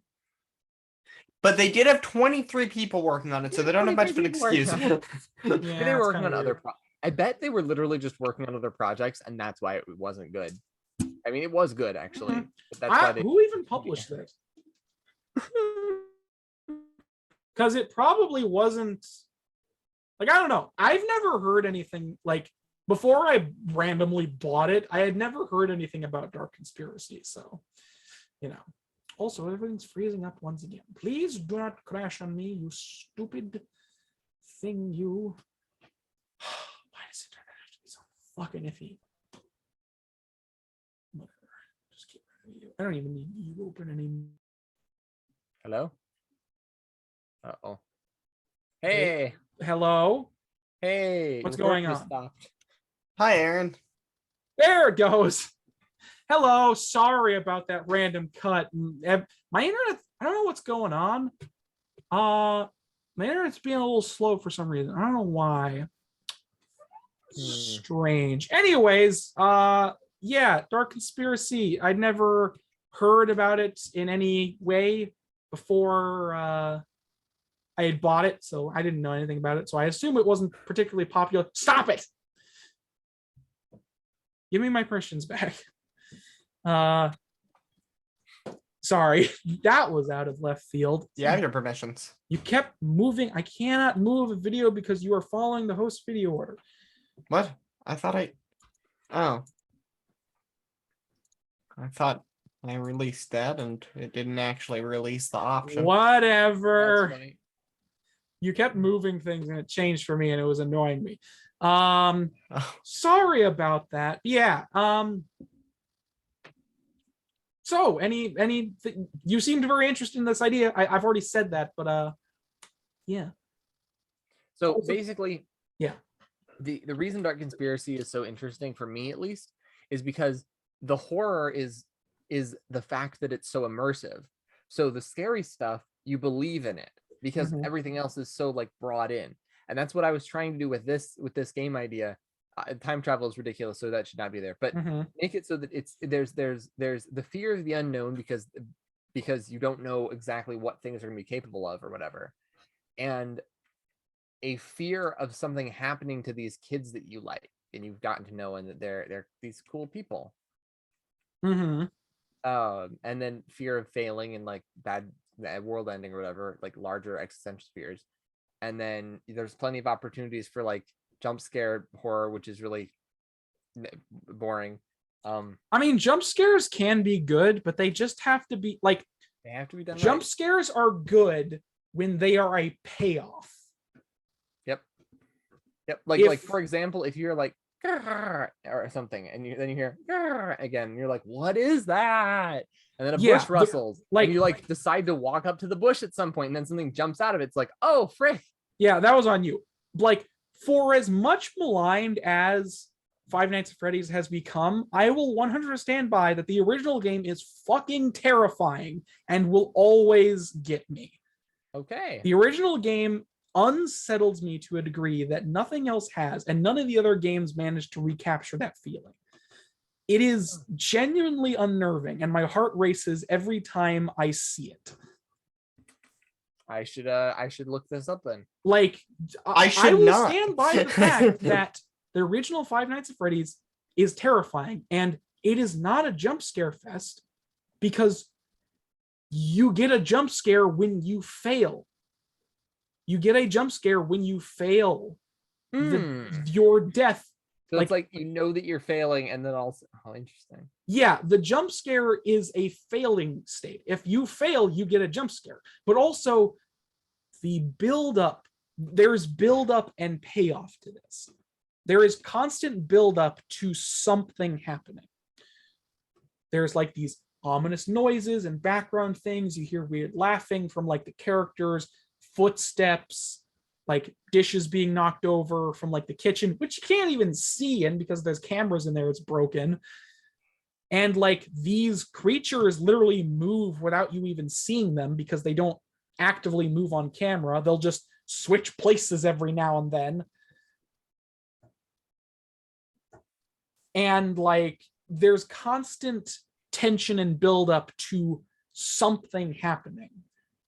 And the fact that nothing happening is your success is even worse because you never get to release the tension. Because at least if you get jump scared, suddenly the tension is released and you get, okay, good, I can calm down now. But no, the fact that you succeeding at the game means that you can never get rid of the tension that is, you never get to release the tension. So yeah, there's this constant buildup, and there are like minor jump scares in the forms of like when one of them appears in your door or your window, there's like a sound effect that plays. But that's because if they're there, you need to do something, otherwise you'll die. So you need to be quick on the draw or stuff like that. So like genuinely, the first Five Nights at Freddy's is a very, very good, unique horror game experience for its time. And it has unintentionally absolutely fucking demolished indie horror gaming trends, or at least mainstream. So, not to go off on a tangent, but Five Nights at Freddy's, essentially after its popularity hit and its many sequels, sort of dipped its toes into the mainstream. Like, it basically accidentally made horror a mainstream genre. Like, horror is never supposed to be mainstream because it is into, like, horror is never has big budget things or otherwise because it's intentionally kind of a niche genre. That's like, horror is a niche genre because you can't make it mainstream. You can't make mainstream horror. That's not how horror works. So Five Nights at Freddy's kind of unintentionally made horror mainstream and got a bunch of people really into Five Nights at Freddy's and its style and concept, which unintentionally basically fueled, at this point, a full decade of fan games, recreations, and inspirations from this mainstreamness. So now you have stuff like Poppy's Playtime, which is, I don't want to get into it, but you get the point. Basically, there's this weird thing, like mainstream horror, which shouldn't even be a thing, has sort of devolved into this like colorful menagerie of weirdness. It's not even scary anymore. Anyway, side tangent over. I just wanted to explain that because I do like FNAF as a series. I even like the weird ass lore it has. I just think after a certain point, to me, there was a definite ending, and that's all I needed. Anyways, but yeah. So, regardless, I keep interrupting you, so But yeah, your game concept that I assume you came up with when you got really annoyed at the trailer. Was that what happened? Yeah. Okay. Yep. All right. Cool. I don't know if it's actually a really good idea though, but because it's just the same type of thing that I really like. But like Stranger Things-esque, there's some people with magic powers. I mean, it would work. Like things. The concept is perfectly fine, and it would probably be successful if you executed it correctly. Which, to be fair, is most things. Any idea is good if you can execute it properly. Yeah. I also had a neat idea for a game where the mechanic is that you change the art level, the art complexity level. And that's a mechanic. And then as you get more powerful, you're able to change it more drastically. Like you're able to add more details to things. So for example, you could walk up to a door, but there's no door there's a door handle on the door, and you open it and you go into a room or whatever. But then there are some doors where the door is locked, but there's just a door handle on the door. And so you increase the complexity and you suddenly get a lock on the door that you can unlock with a key. All right. And that's kind of interesting.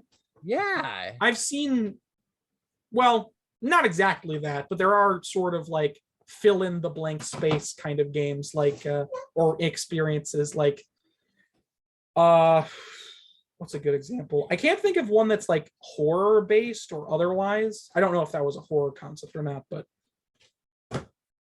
there is stuff like the Unfinished Swan, which is literally like the entire game is completely white. Like every object in the game is completely white, and you throw a black paint blob at things to figure out where everything is. You literally color in the environment in order to try and find your way. The Unfinished Swan, interesting. Which was a fun little indie title from several years ago now. Yeah.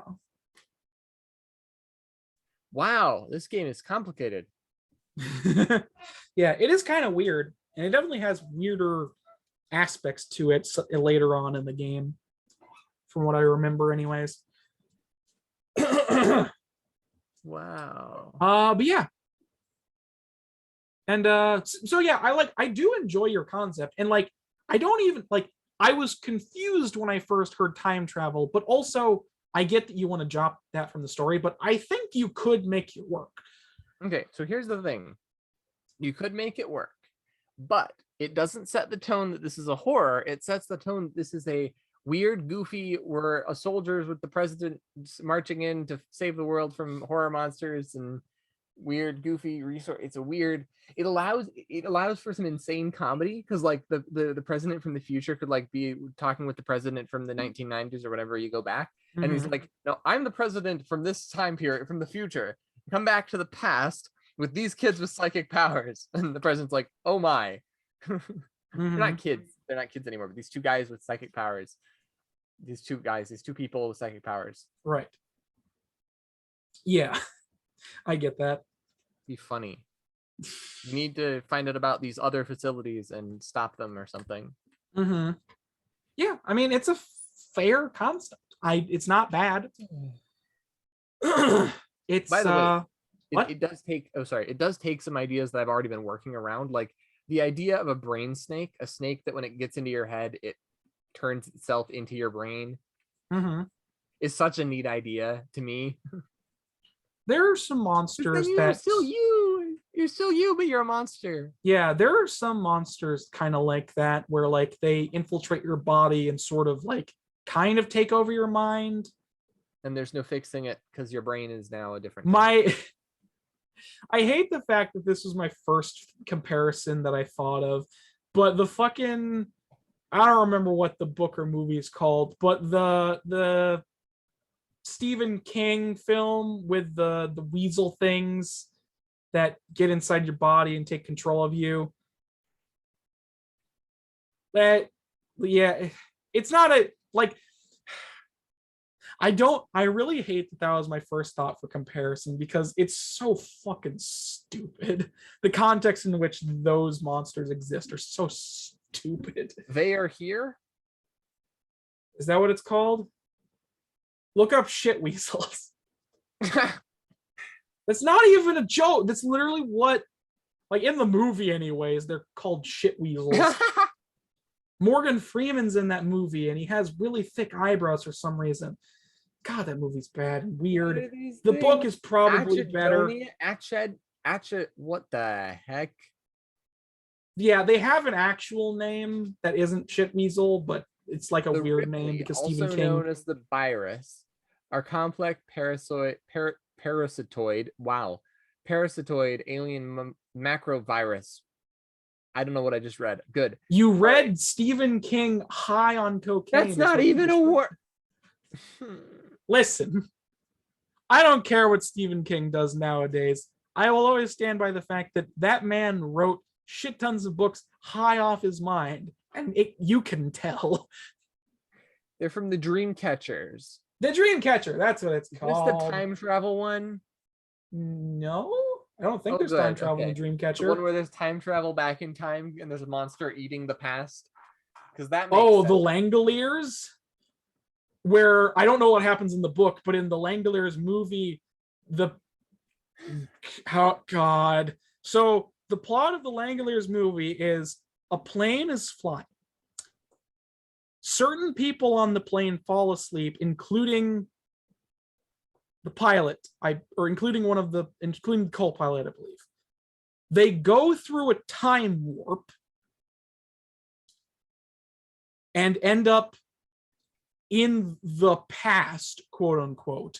Everybody that was not asleep on the plane vanishes.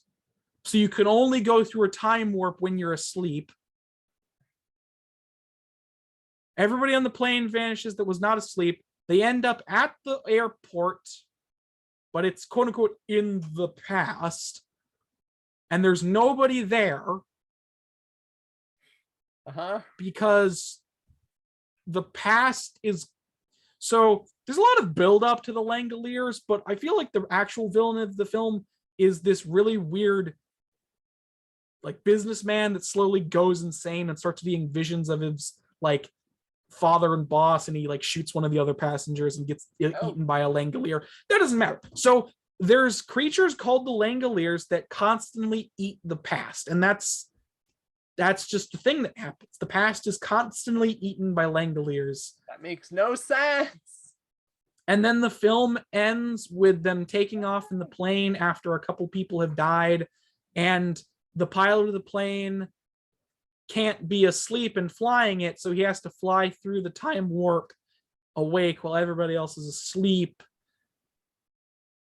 And then they do an 80s jump freeze frame at the end because they succeeded in getting back.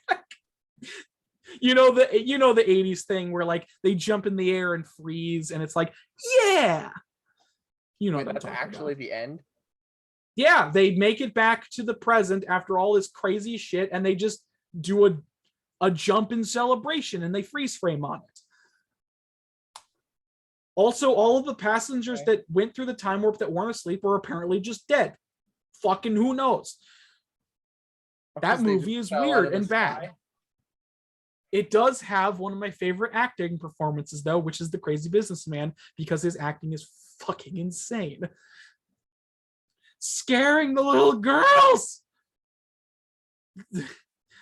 Sorry, to explain that line, there's a line in the film where there's a blind girl, or a blind kid, young girl, who gets transported with them, and this guy is like yelling and whatever, and they're like, you're scaring the little girl, and he just looks incredulously and goes, scaring the little girl, in like, I can't do the tone he does, but it's fucking ridiculous, man. Okay. Anyways, I don't know how we got. So I What? could probably watch it if I wanted to. Honestly, if you want to have a good time, watch any of the Stephen King films that are based on his books. They're all so fucking goofy and dumb. That's good. The only one I would say is like good and actually terrifying is The Mist, because not to spoil, it has a different ending from the book and is actually considered better than the book, which is a weird one. What's the Stephen King film about the cars that come to life because of a meteor? Maximum Overdrive. Yeah, Maximum Overdrive. That's what it's That's called. actually what it's called. Oh my gosh. Wait. It's called Maximum Overdrive. It was actually directed by Stephen King. It is goofy as all get out and terrible, but God, is it hilarious. Yeah, it's a film about machines coming to life because of a meteor? Meteor, spaceship, who knows? They magically came to life. You don't care. Why should I care? Wow. Sorry, I don't care. Why should you care why they're alive? Yeah, a bunch of machinery and cars come to life, and they basically are like, so the entire film basically takes place at a gas station, and the cars like surround the gas station, and like, we want gas to lengthen our lives. So they like make a deal with the humans to get more gas so they can keep living. It's so dumb. That's fun. I will enjoy. God. You know, even like the original It TV miniseries is so stupid. Goofy. Like, it is not scary in the slightest. The It movie, I can maybe say is scary. The It miniseries is not scary. And the only really actually kind of scary and good parts are when all of the characters are children. Also, Tim Curry is the clown. Tim Curry is Pennywise. Tim Curry is a great clown, but he's not scary. We have completely, holy shit. So we're talking about games still, right? Oh, yeah. Well, we went a little longer than I expected. Whoopsies. I got a little off track. I think we've been going for about 2.5 to 3 hours. Oops. Aaron, am I correct that this is definitely about gaming somehow? I mean, it was. I mean, even Devin's thing was about gaming, and then I got on a tangent about Stephen King and his dumb movies. His books are probably fine, but all the adaptations are usually dumb and weird. Listen, I phased out a while ago. Yeah, so moving back to games, your host topic / game. You know what? I don't know if you have anything more to say about that. If you do, that's cool. We'll get to it, but I just want to end this off. So, yeah, Alone in the Dark it's Alone in the Dark. It's been so long since I said that name. It's ridiculous. So, Alone in the Dark, it looks okay. We don't have a release date. Yep. It's being written by the guy who wrote Amnesia and Soma. I have semi-high hopes for the story. The trailer doesn't look good. Gameplay might be okay, but is probably semi-average and probably trying to mimic the Resident Evil remakes from the looks of it. Anyways.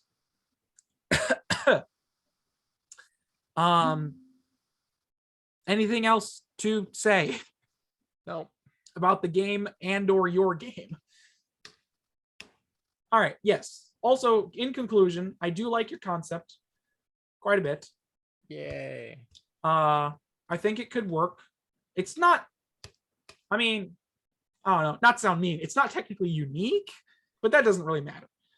No, it's not unique, but it's not screaming music in the background. Yeah. Screaming music constantly That when there should be silence. was very funny. 'Cause I don't yeah. think it's a reaction to it. It's not exactly an opposition of it. Just me reacting. Yeah. Ugh. If new information and or trailers come out about that game, we will definitely be taking a peek at them to see if it looks better later on. Yeah. Which is the same for obviously Saturnalia and probably Pokemon Scarlet and Violet. Once new, well, the news cycle of gaming is endless. We'll always come back to it at some point. So, yeah. Yep. That was the news plus trailers. Because the news was, like I said, the Pokemon Direct. I would say go on to host topics, but I think we've eaten enough. I think we've eaten up enough time and tangents to make those host topics. So that's what I'm just going to say. I'm just going to pretend those were host topics instead of me just going off on a tangent that made my point obfuscated.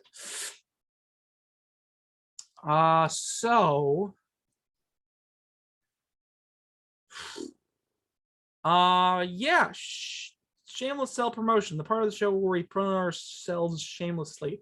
I'm really tired and thirsty now. Matthew, what do you got coming up and or to promote, and where can people find you, or do you have anything? I mean, you definitely have something to promote. I know that. I'm writing. And At the moment, you have something coming up pretty soon, right? I would assume, what are right? you talking about? The Like a escape chapter room? release. Like a video. Oh, I'm not gonna be able to use my computer much, so as much as I'd like to edit. What video are you talking about? Video of him doing the escape room. Anyway, Oh, I can okay. edit it. I can edit it. Gotcha. on my computer, really? Yeah, sure. Really? Once I learn the hotkey, yeah. In any case, Once I learn how to change the hotkeys. no. Yeah. In any case. Yeah, I'm writing a story for a writing contest. Yeah. It's on Honeyfeed, if anyone is interested in actually looking at it, that Yeah. watches your channel after a month of nothing. It's whatever. You should probably be promoting it elsewhere as well. I'm unclear on the promotion rules because there were promotion rules, and I'm unclear on what. Well, it But was they are basically completely- just like promote it. But Promote it don't places. overly try to persuade people to do it. to read it? Well, it's Or- basically like if you have a Twitter account, go promote it. Like if you have social media, Okay. just post it on social media and promote it in places. It's like Mm, if you're completely new, like that's one of those things where it's like, I mean, I get why this is being factored into the judging, but also it's like, if you don't have a social media presence, then it's like you're basically just farting in the wind. You know. I don't think that's the best example. Uh sorry, I almost said something else that would have been bad to say and would have definitely been taken out of context. You're basically whatever. Just continue. But yes, I'm just writing. The story is called Saving Saturn for anyone who's interested. Uh-huh. I mean, you have a YouTube channel and a Twitch channel. You could be promoting them there as well. I can't really do much with YouTube at the moment. Okay. And I just need to remember to actually set up the Twitch studio on my I know, laptop kitties. I know you're hungry. because I'm sorry. using my desktop to a limited degree at the moment. Right. I have a cat on my lap. Mhm. That cat does not look happy.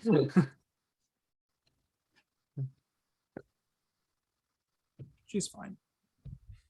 Oh my goodness. Continue, please.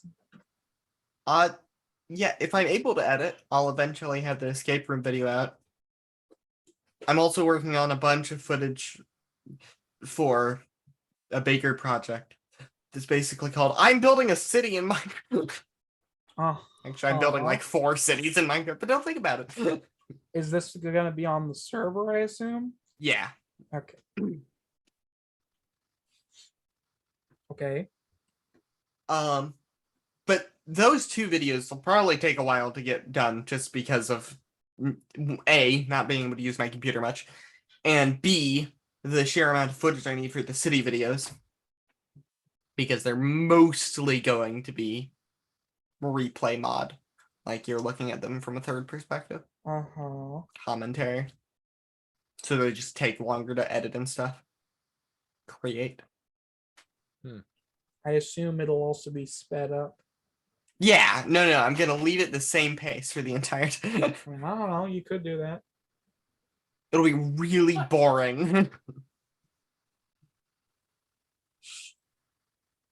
But yeah, no, I don't really have much else at the moment, unfortunately. All right. And people can find you nowhere, apparently. On Twitter, technically, and Twitch under Mystical Meanderings, and YouTube under Thologram and Mystical Meanderings, 2 different channels Uh-huh. that I definitely use. Don't look at how long it's been since anything's been uploaded on either of them. Mm-hmm. Don't worry about it. Right. Yeah. Anyway. All right, Devin, what about you? Well, if you are in fact curious about how I lost $40 to a piece of glue, I have that video over on Bean the Builder. And if you are interested in a very powerful deck for $5, I have a video on that coming out on the other channel, on my my other channel. What is it called? Is it Mr. Wolf or something Nope, else? it is called Bean's Budget Brewery. Gotcha. That video is going to come out at some point. Right. I should have put it out already, but I forgot it like a while ago. Sounds good. And then I've got there's some old Sabre videos if you want to go to the channel. So I've been reading an encyclopedia. You can learn some random stuff about ice and some people who lived a long time ago. Mm-hmm. And then I have Mr. Wolf videos. But a lot of the ones that I want to make for that require me to have one other person as a cameraman, and it doesn't work. All right. I mean, you have people on that list that could do that, be that case. I do know people who could be a cameraman, but I also forget. I- It requires Yes. a lot of organizing to get this to happen. Yes, I forget. Just like many things else in my life, I forget. I forget to drink. I forget to eat. I don't forget to write books, though. That's something I don't forget. I literally have water right here, and I keep wanting to drink some of it, but it's empty. So I should probably refill that. But Same, dude. nice. Uh, Yeah, anyways, is that it?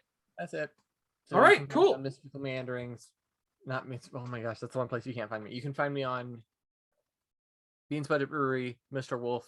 So I've been reading an encyclopedia or Bean the Builder. All right. Yeah. I'll Cool. be releasing another Bean the Builder video pretty soon. It was a pool party that yeah. What? So it was a Minecraft pool party in the middle of a Bed Wars game. Just some people got together and in a pool of water and just sat there. All right.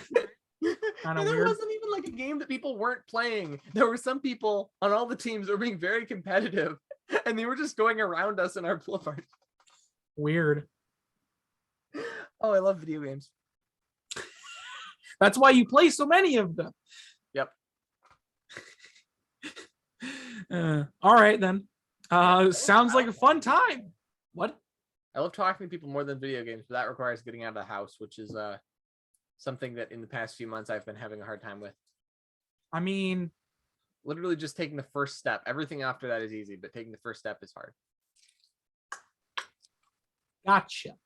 Yep, I've gone from cabin fever to cabin what's that? Not Parkinson's Stockholm syndrome. syndrome. Yeah, cabin Stockholm syndrome. My cabin has given me Stockholm syndrome. Interesting.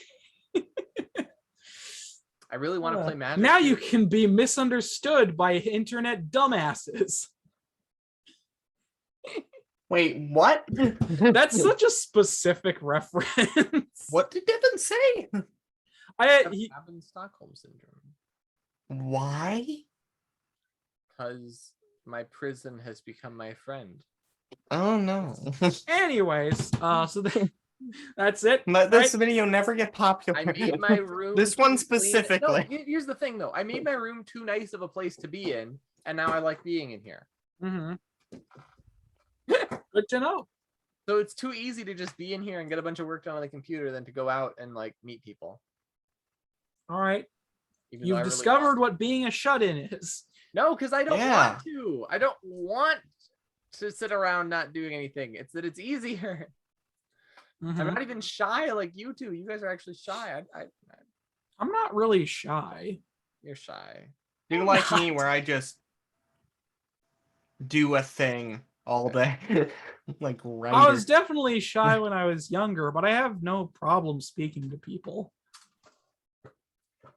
My main thing about like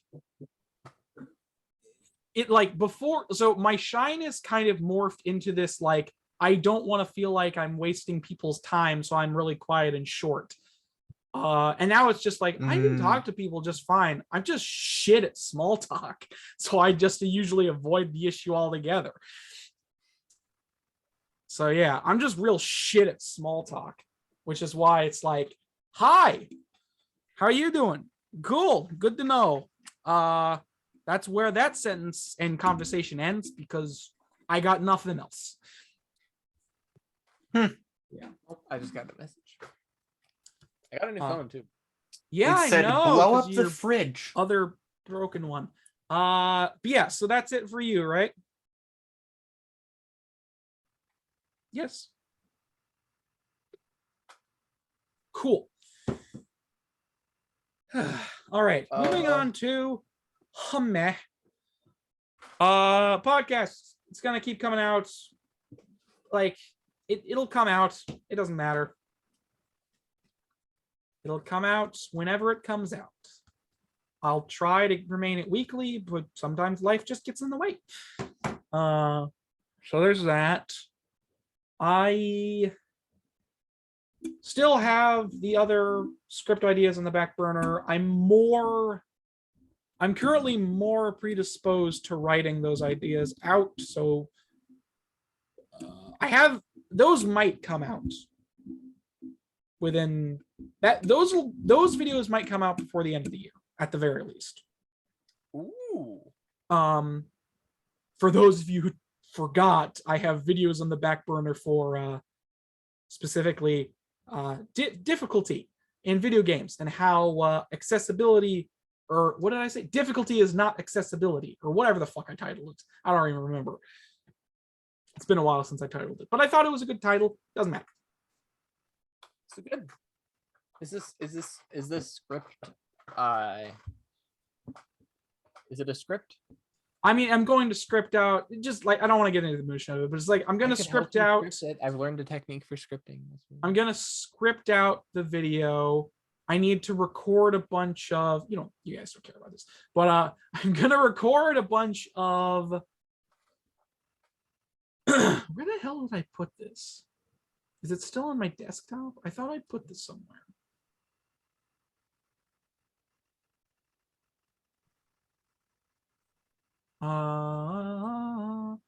Oh, it is still on my desktop. Yes, difficulty is not accessibility is the name of the video.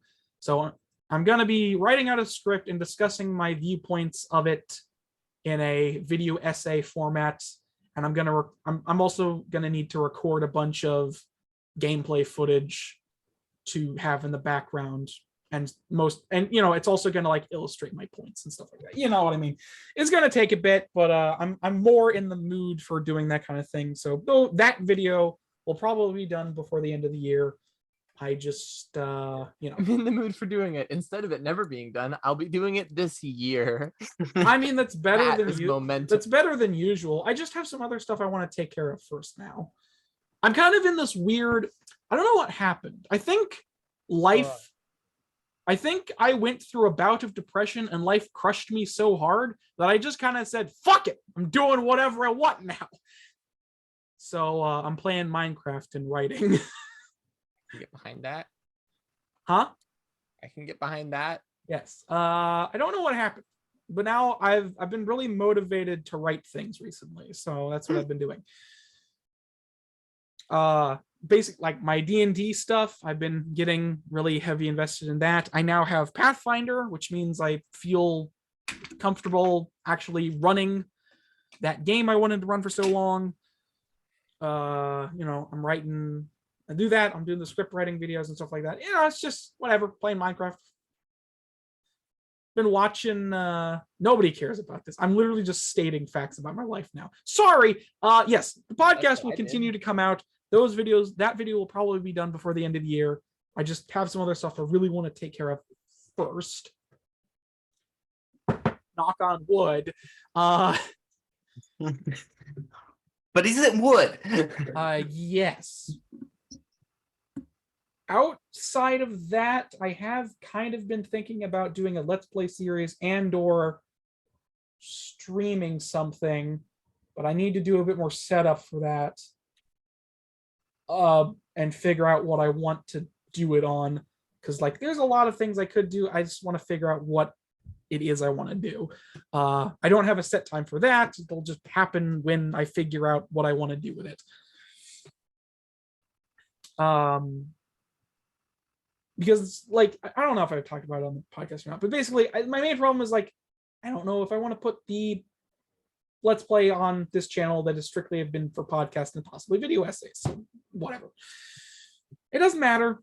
That is actually a good point. We could make a channel dedicated to gaming, long form gaming essays. Like I kind of want to, but I also don't want to, because I don't want, like I kind of want to have one audience that is here for different things instead of two audiences that are there for one thing. Like that's kind of what I want, but I'm also like, it doesn't matter. It's not like I'm betraying an audience. I don't have one yet. No, I joke. I have a few people that care about these, which is better than none. Yeah, sorry. You probably skipped my part because I took too long, but that's fine. I understand. yes, podcasts keep coming out. The videos, those other things will come out when I feel like it. When I figure that out. I think we might be able to upload them to the same channel. I don't- Otherwise, I mean, I can. It was just like a debate in my head of like what I wanted out of I this think- channel. Well, this channel, it has 13 views. Number 1, 2, 4, and 7, and What are you 17. looking at? I'm looking at the channel. The gaming discussion channel? Yeah. Wait. Oh yeah, I forgot you have the password for it. No. Oh, I do. Well, yeah, I gave it to you at some point. Right. I'm just looking at the channel on YouTube. Okay, whatever. We Scott. don't need to go through the minutia of that right now, but Okay. you can find this where you are currently listening to it, or the other place, YouTube and SoundCloud. GT podcast on SoundCloud, and gaming, the discussion on YouTube. By the way, gaming is a capital, the is a capital, and discussion is also capital. That does technically help because you kind of have to be specific when channels are niche. That doesn't matter. Yeah. See, the trick, I think, Aaron, making a new channel and then plugging this channel on the new channel is probably a good idea. I mean, yeah, but if I made a Let's Play, I feel like it would do better. Yeah. Well, because I'm looking at the podcast and we've got like the thumbnails are also clean. So, Which is literally such a terrible reason to be like, don't make new things because the thumbnail.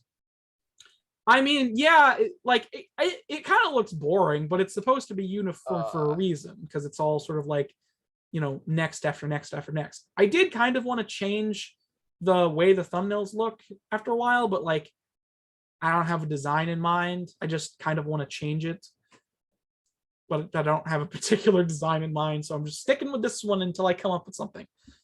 Because I'm kind of getting tired of the gray. I really liked the gray when I first designed the logos and stuff, and I'm like, gray is kind of boring and it looks vaguely unappealing if you're a random viewer. I don't know. I liked it because I like gray things, but whatever.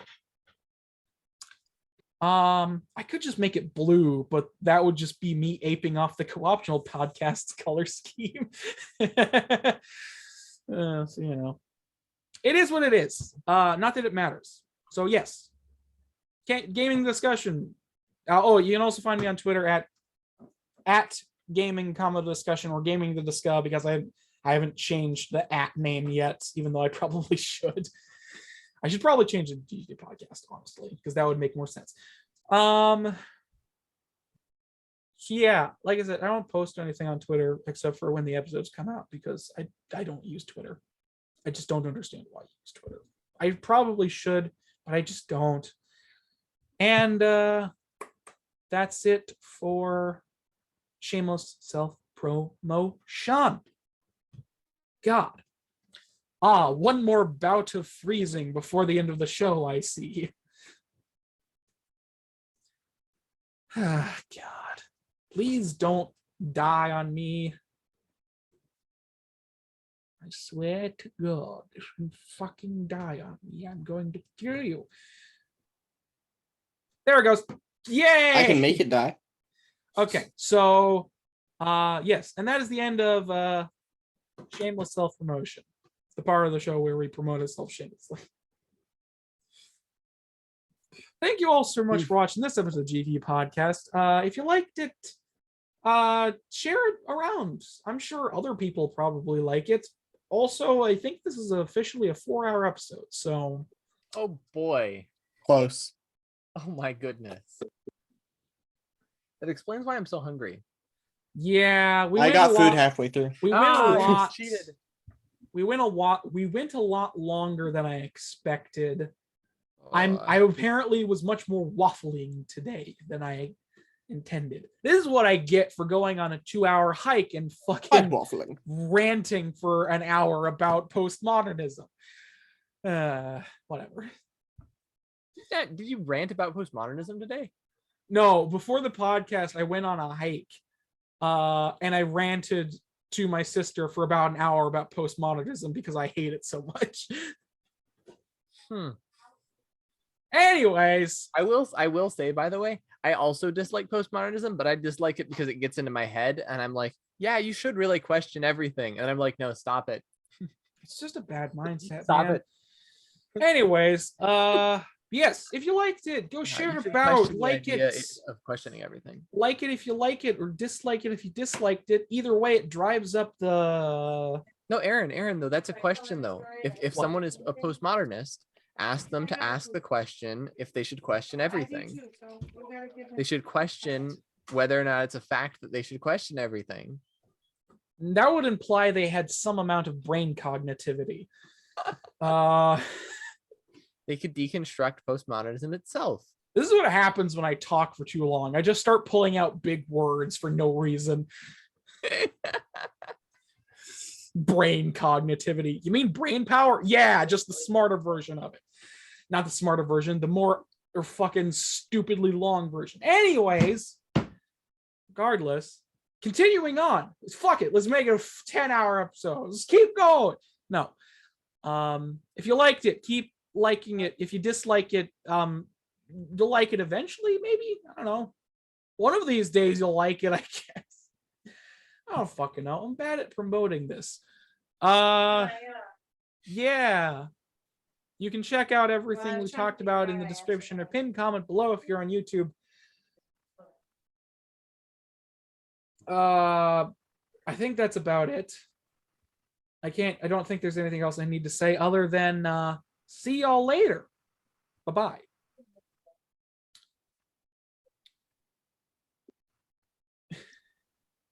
Bye. Bye. There it is. It's tradition.